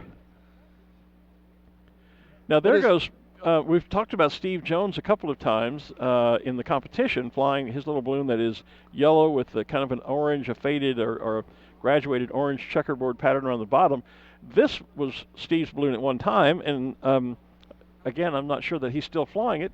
I'm talking about the little yellow balloon with the sailboats, the blue sailboats all around it, off to the western side of the field. That's the one I'm looking for. Yeah, I knew you were, and I'm letting you do that because you're so much better on the spotting app than I am. I can point you in the direction and say squirrel, and then you go look it up. So and the problem is that yellow, blue. Yeah, there's only what out of the 550 odd balloons we have flying here. There's only 538 of them that are yellow. Yeah, seems like that's about it. That's about it. Well, and the other issue too is, as we've explained a couple of times.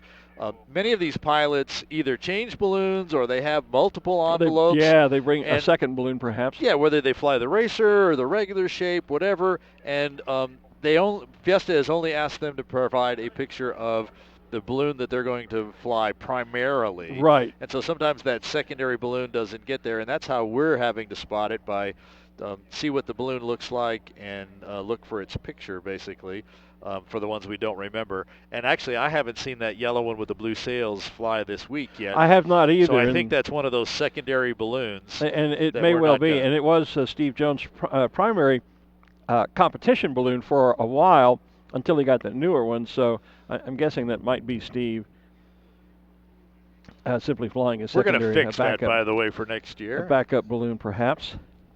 Steve is beyond, besides being a balloonist, is an avid sailor, and well, that would make sense to have the sailboats on there. Yeah, and that was where the design came from, and so I'm guessing that. Oh, what did my iPad just do? It exploded on me. No, not that. No, not that. I was trying to see. We have one of the shapes in the air, and I'm trying to scroll through here. Buster the Bulldog. Is that the one? It's just in the bottom of the brown screen one, there. The two-tone brown one down there? Yeah. Okay, well, I'll just put the app away then. No sense in me trying to do that. I was looking for it before you were. So, were you? Okay. Yeah, well, you found it before I did, too. So he was right below that blue one that we just had there. Buster the Bulldog, Paw. Yeah, from the United Kingdom, Paul Burrows. There it is right there. I didn't know that was a UK balloon. It's That's a UK. Cool. Well, now it's turning around. You can see the GN number, if You're you will, right. or the G registration number. Yep. And OPAW, OPAW. Okay. I love the registration numbers, especially from the UK. The folks over there just seem to be so creative in getting those registration numbers to match with the balloon. We've talked about the new koala bear balloon from Longleat that represents obviously koala bears coming from Australia to Longleat in England, and its registration is G'day. Yep. So it's G-DAAY. G'day. And they are kind of cool. It seems like on the the bulldog. I'm sorry, the bulldog's got its tongue hanging out like any dog does, kind of wagging in the wind there. It seems like with the balloons registered in the U.S. with N numbers. There just doesn't seem to be, and maybe I just haven't seen them. They just don't quite seem to be as creative as the UK and ones. I think it's a little more costly to do here in the U.S. I remember my first balloon, Yellow Rose. We were going to register it as in Glen. Got it. N-G-L-E-N, and it was fairly expensive at the time to do that, so we ended up going with N61EN, so that in the air it looked a lot like N Glen, but it was actually 61 Echo November. So, I think that's partly why to get what's considered to be a specialized N number or a vanity N number like vanity plates. There is an additional expense to it. And so I think that's part of the reason why perhaps it's just not as popular over here. I don't know if there's an extra cost in the UK to do that or not, but I know there is here, and that may be why those types of registrations just aren't as popular here in the States. Could be. There are a number of them, and there are some rhyme and reason behind some of those as well. I mentioned earlier Sandia Sunrise, which is one of the balloons that I fly. We saw them kind of far out there. Right. Barbara and Peter built basically a duplicate of that they called Sandia Sunlight, and they got a personalized as they were building it. Obviously, they get to register it, and the N number on that is 900 FC. The 900 standing for a 90,000 cubic foot balloon, and the FC for Frickie Cuneo Foxtrot Charlie. So a 90,000 Frickie Cuneo model balloon. Aha. So there is a rhyme or reason to pulling some of those numbers together when you have to request the number anyway. Right. So yeah, and then some of the manufacturers, I think they get a whole list. I know, like my last balloon, the last new balloon I bought, Coyote Moon, was, I'm trying to remember now, 814 Lima Bravo, which Lima Bravo being Lindstrand balloons. And so Lindstrand has a whole series of numbers that they own or have, I guess, acquired from the FAA, and as they build each new model, they just assign just to put the number on it. Take the next number up, and Coyote Moon was 814 Lima Bravo. Hey, Kim Vesley has another guest down near the main stage with us, so Kim, take it away. Okay, and I have a couple of wonderful, delightful people from Michigan here. Would you like to introduce yourselves? Hi, I'm Kim Dorr from Goodrich, Michigan. And I'm Shirley Roth, Kimberly's mother, from Clio, Michigan. Wow, and so this is your only morning at Fiesta? Only morning. We're here for just till we got to check out of the hotel at 11, so we'll be here for another hour or so. And you were telling me you're basically on a longer trip, a train trip, right? Right. We took the Amtrak out of Michigan to go to the Grand Canyon, and we saw this was happening, so we took a 24-hour detour to come see the balloons.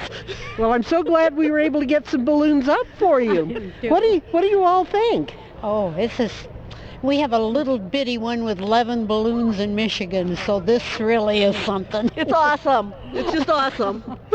Do you think you might come back at some point? Well, we'll see. I mean, we'd have to make a point of it, but it's a long way from Michigan. What's your favorite thing about Albuquerque? I know you haven't really been here very long, but... Well, so far, this is our favorite thing. We haven't seen a whole lot. But I like the balloons. They're all so different. They're all so stylish and gorgeous. Do you have a favorite among the ones you've seen? Well, I like the checkered different colors, but that jester, he was cute. And the owl, he was cute. And that one with the silk screening is gorgeous. Mm-hmm. Yeah, that is brand new, Dr. Jonathan Wolf's new balloon. So we're going to let you go. So since you only have the one day, we don't want to cut into your balloon watching too much. Thank you. But thank you for stopping off while you were in Albuquerque. Well, thank you. Thank you. Go have a great time. All right, Take care. Thanks. And hey, it's not that far from Michigan. There are people here who've come from farther away, so you just have to make plans to come back and see us. They're having a lot of fun. Well, we haven't seen Cynthia the Seal yet this morning, and it doesn't look like we will, but it's from Battle Creek. Absolutely. They're here. We've not seen a lot of the shapes this morning, and probably, certainly, as we said earlier, because of the wind. I'm getting a little intimidated. Have to be careful about what I say now, because I'm finding that so many of the folks I'm talking about occasionally are actually watching Balloon Fiesta live. Yes, Yesterday, they are. I was talking about my long history and friendship with Diane Carlson, and she messaged me last night saying, hey, a friend who's watching at home said that you said some nice things about me today, so thank you. As we were just talking a moment ago, the couple from Michigan said one of the ones they enjoyed was the Lady Jester, and I mentioned that belonged to my longtime friends down in Louisiana, Carson and Martha Lane, and all of a sudden here on the Facebook comments, Carson and Martha say, nice of you to mention us and the Lady Jester, and they say hello from their balloon team, which was lovingly known as the Fun Bunch. And after flying, they used to cook up in the parking lot of whatever hotel we were in. They would do jambalaya or other Cajun specialties, and boy, I miss seeing my good friends Carson and Martha. And they're one of the big movers and shakers in the balloon trading card business. They still run custom cards and provide trading cards to a lot of balloon pilots all around the United States.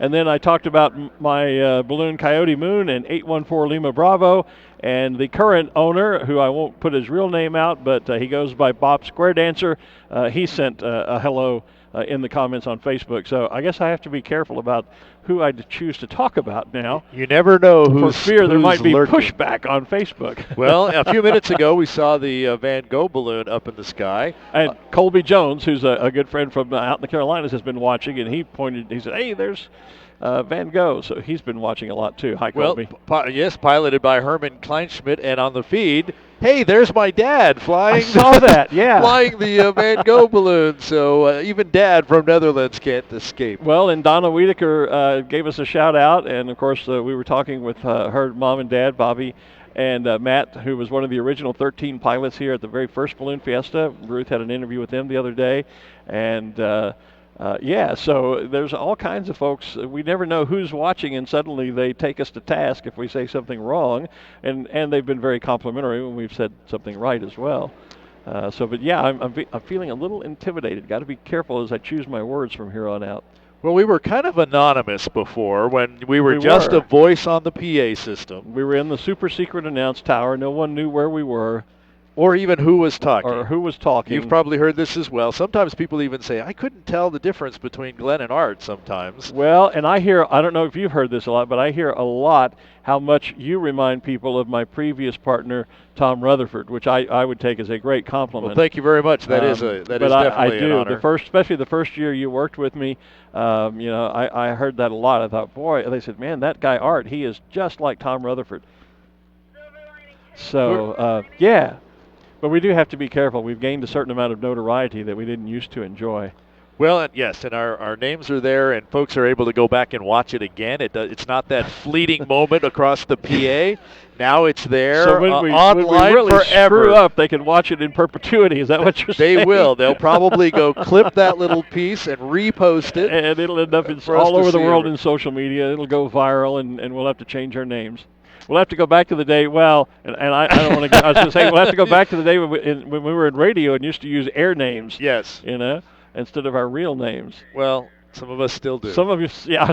I wasn't going to give that away. I'll do it. But I'll do it. We've got everyone confused on all kinds of avenues. Anyway, I've actually taken to putting both of my names on my business card now. And I've heard so many people this weekend call you Ken Art, and because when we first met, I always had, do I call it, is it Ken or is it Art? And I think every other time I talked to you, I would use one or the other. Yep. And now I've heard people this weekend saying Ken Art. Well, that's because they can't figure out which one to use. We'll that just makes use sense. both of them. Yeah. And I still have friends back in the day when I was a disc jockey. My air name was Christopher Glen, and I still have friends who know me and refer to me as Chris. And when they're around my family, it's like, huh? What? Right. Yeah. Who are you talking to? Yep. So that's just one of the great things about having at one time made a living in broadcasting. And it was just one of the things that was always done. I don't know how much it's done anymore. I don't know, but yeah, back in the day, everybody had an air name, and I guess it radio, was, TV, everything. I guess it was so that people, the public in general, couldn't. I guess either wouldn't harass you, or maybe it was for fear of being harassed or identified, or I don't know. But I did it just because everybody else did it.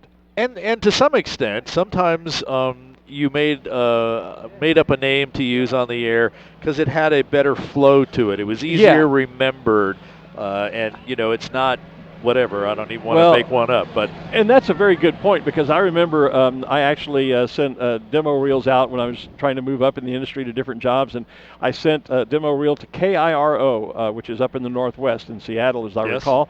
And one of the comments I got back from the news director was he liked my work, but he wondered why I had such a hard time saying Glen Moyer. The name didn't come across well, and that was in part where I went to Christopher Glen, which had I loved the name Christopher Robin, and but that was obviously a song, and so and obviously a book character. But so that's kind of where Christopher Glen came about. And then after I started using the name as a disc jockey, I discovered there was actually a reporter who worked for CBS News, who I think his real name was Christopher Glen. So, but we digress, and we're off on a tangent that has nothing to do with what we're doing here today, except the fact that Art Lloyd Jr. is your air name, as it were. That it is. I actually did try to go back to my real name when I started doing news versus being the disc jockey, and it was like making one of those demo reels. It was just like I had never done it in my life. Yeah. It's really weird how you develop a different personality. You do. And comfort level with those things. You become comfortable with using that name, and so I can imagine I know it was difficult when I dropped using my air names and just went with my real name. Sometimes I wish I'd never done that. I should have done like you and stayed with it. Well, I've gotten away from it because I got out of broadcast. Yeah, we all do. Yeah. You get out of broadcasting, and so you go back to your real identity. Yep. And then I get back into it, so now I got to switch back to the other one again. Yeah, now you got to put your Superman cape back on. Hey, goodness. So Touchstone Energy, Sherry White, Mark Sullivan down there, one of the first ones to put some cold air into the balloon, Yeah. and hotter balloon decided to leave it And they've just staying been standing static here. there. And it's the opposite in the field. There is, when you can't put Arabelle the cow up, they put up the Moo Crew balloon, which is the little round balloon Creamland Dairy does. And another shout out to Creamland for the virtually inexhaustible supply of True Moo chocolate milk. That is, if I can keep Jennifer Holly away from it long enough, that I can have some. So, and it's odd because I started drinking True Moo chocolate milk, True Moo, that's hard to say, chocolate milk here at Balloon Fiesta some years ago. And I don't drink chocolate milk anywhere else at any other time in the world, but I live on it when I'm out here at Balloon Fiesta. I don't know why. I'm kind of the same. So. It's just something that I started doing, and I still do here at Balloon Fiesta, but, I never go to the store and buy chocolate milk. Maybe it has to do with the quality of True Moo chocolate milk. And Creamland. That's it. You have some other. So we've seen the Wicked balloon out there. And I saw Intel is here. Yeah, there's a TV ad that was on last night, and Wicked, the show, the production, the play, is coming to Albuquerque on October the 17th, which is, I think, the day I get back home to my home in Louisiana. I'm just going to miss it. I saw it in, for years I've been trying to see it, and I always missed it, whatever town it was in. And I finally got to see it a couple of years ago over in, strangely enough, in Edinburgh, Scotland. But I love the show. And it's been in Albuquerque 2 or 3 times now, and I do have tickets for this production coming Yeah, through. I think so it opens on the 17th, 17th, and then I think that's the day I get home or thereabouts. So I was thinking, wow, if it opens up like, unlike a lot of the pilots, many pilots have to leave after the Sunday morning flight. Well, I stay over Sunday night and don't leave till Monday. And I thought, wow, I could maybe go see a show on Sunday night. But, well, that would have been fun. Well, I've been doing that every year when I go over and announce the long lead event. Since I spend a few days in London, I've gone every year. I've gone in to see a production. London's West End, of course, is a famous theater district, one of the most famous in the world, next to Broadway. So I've taken advantage of being in London each year and seen some great shows. Lion King, saw Phantom of the Opera this past year, or a year ago. I saw Les Miserables, and so yeah, it would have been nice. Would have been nice to see Wicked if it were here while I was here.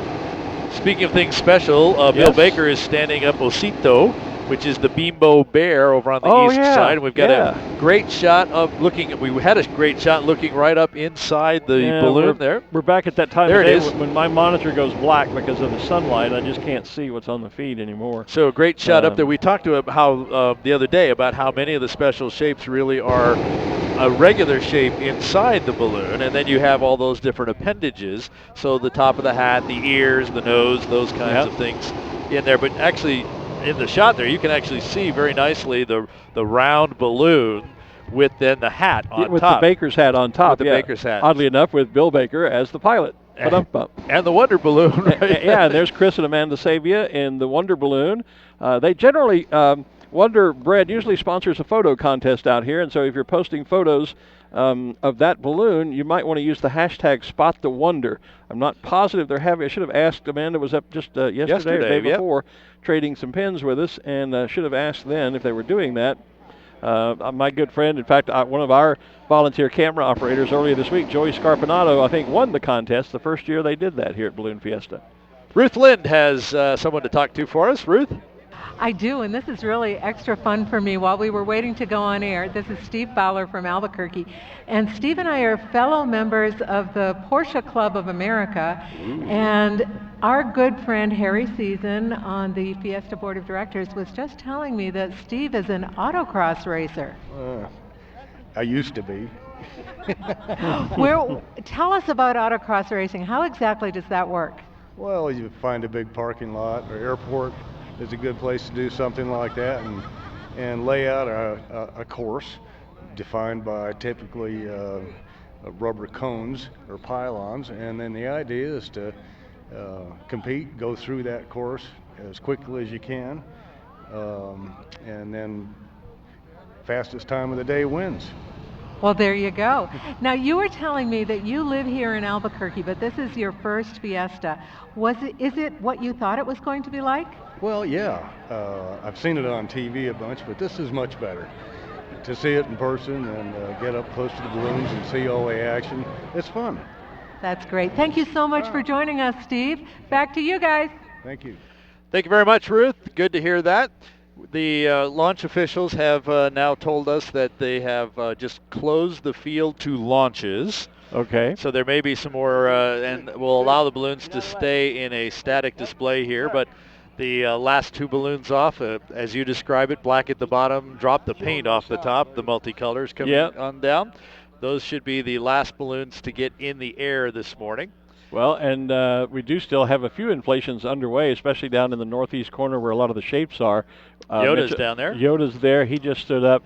We mentioned a moment ago the Spot the Wonder, the Wonder Bread balloon with Chris and Amanda Savia. And yesterday we had Linus up here as a special guest, and we have the Blue Dog is standing. What's the name again? Bidou. Bidou, that's right. B-I-D-U. B-I-D-U. They came up, had a cute little, I thought we were going to get one, but we didn't. They had a cute little stuffed plush toy of the Blue Dog, and I thought, oh, they're bringing us blue dogs, or blue Bidous, or whatever. Whatever you would call them. But they didn't let loose of it while they were up here, so I guess they weren't bringing it to us after all. But anyway, cute new, one of the many new special shapes that's here this year that we'll be featuring beginning tomorrow as we start Special Shapes Rodeo Glowdeo Days.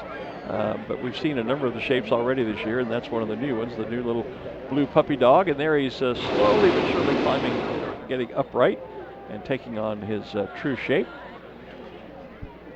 So the question we always get asked about this time of day is, how many balloons actually went up? Oh, yeah. How many did you count? Uh-huh. Well, everyone that left the ground went up, is usually my answer. Well, that's a good answer. And I'm looking out there. There's still many of them out there, and all going almost directly north from here, which puts them out at the Sandia Indian Pueblo.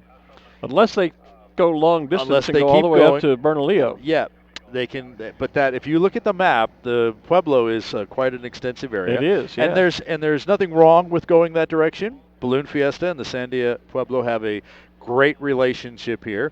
The only difficulty part, if there is that you need to have an escort for your crew to go in and get you, and that pretty much puts a pretty good tax on the security force up there in the Pueblo. Yeah, you were saying when we discussed this the other day, they have like 6 or 8 security officers, and if you put 300 or 400 balloons on the Pueblo, it takes a while. So sometimes you need to bring a picnic lunch and just hang out for a while you're waiting on security to get around to escorting your crew in and then escorting you back out.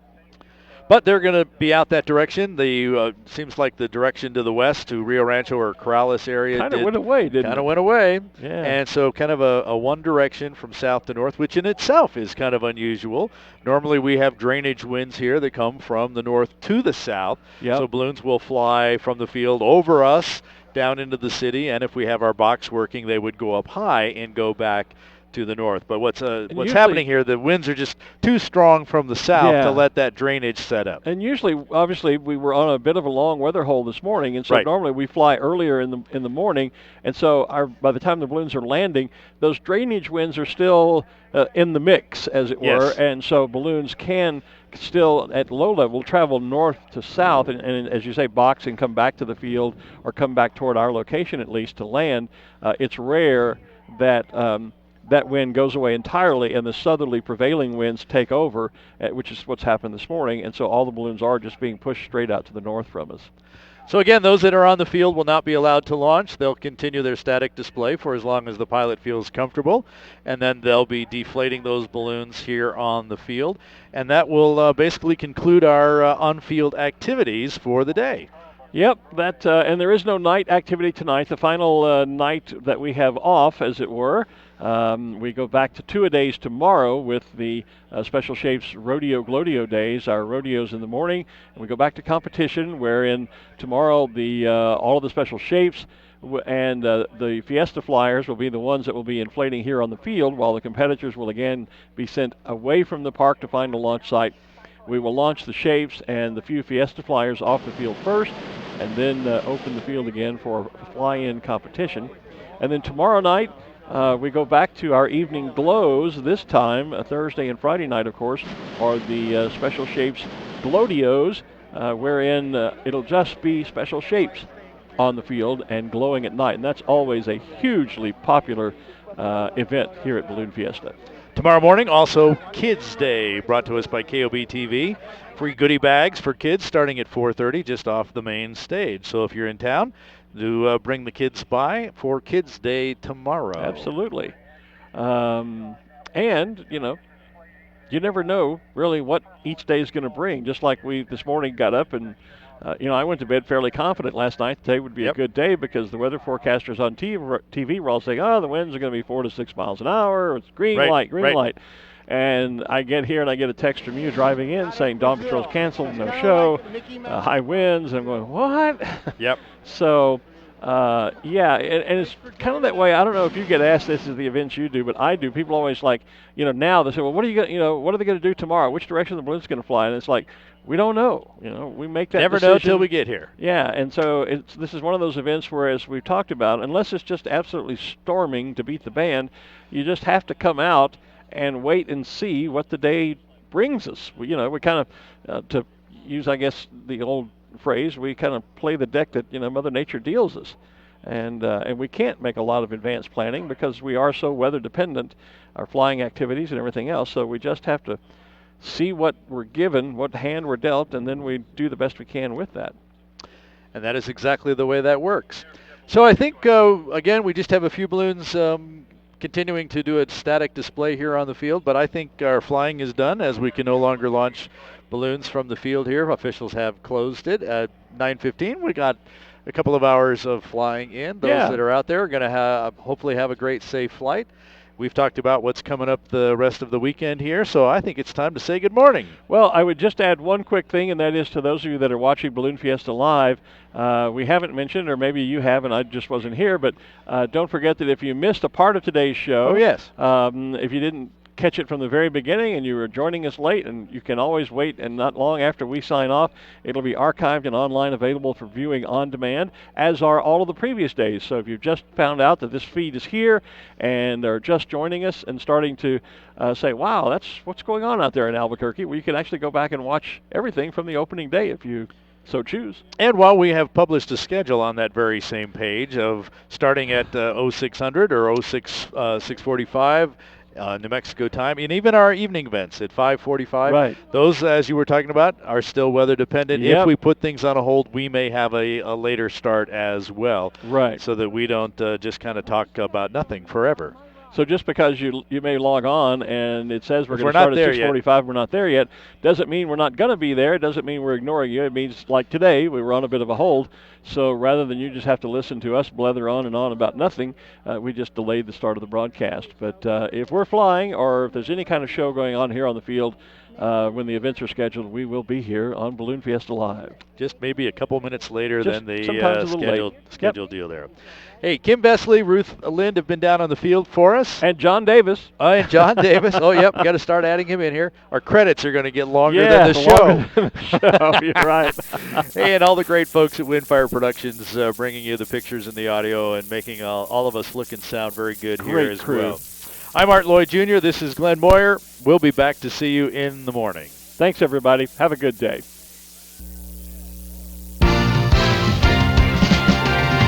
This has been live coverage of the 2018 Albuquerque International Balloon Fiesta presented by Katyn. Always in October and always in Albuquerque, the Albuquerque International Balloon Fiesta is the world's premier ballooning event. This program is a production of AIBF Inc., all rights reserved. Thanks for watching Balloon Fiesta Live.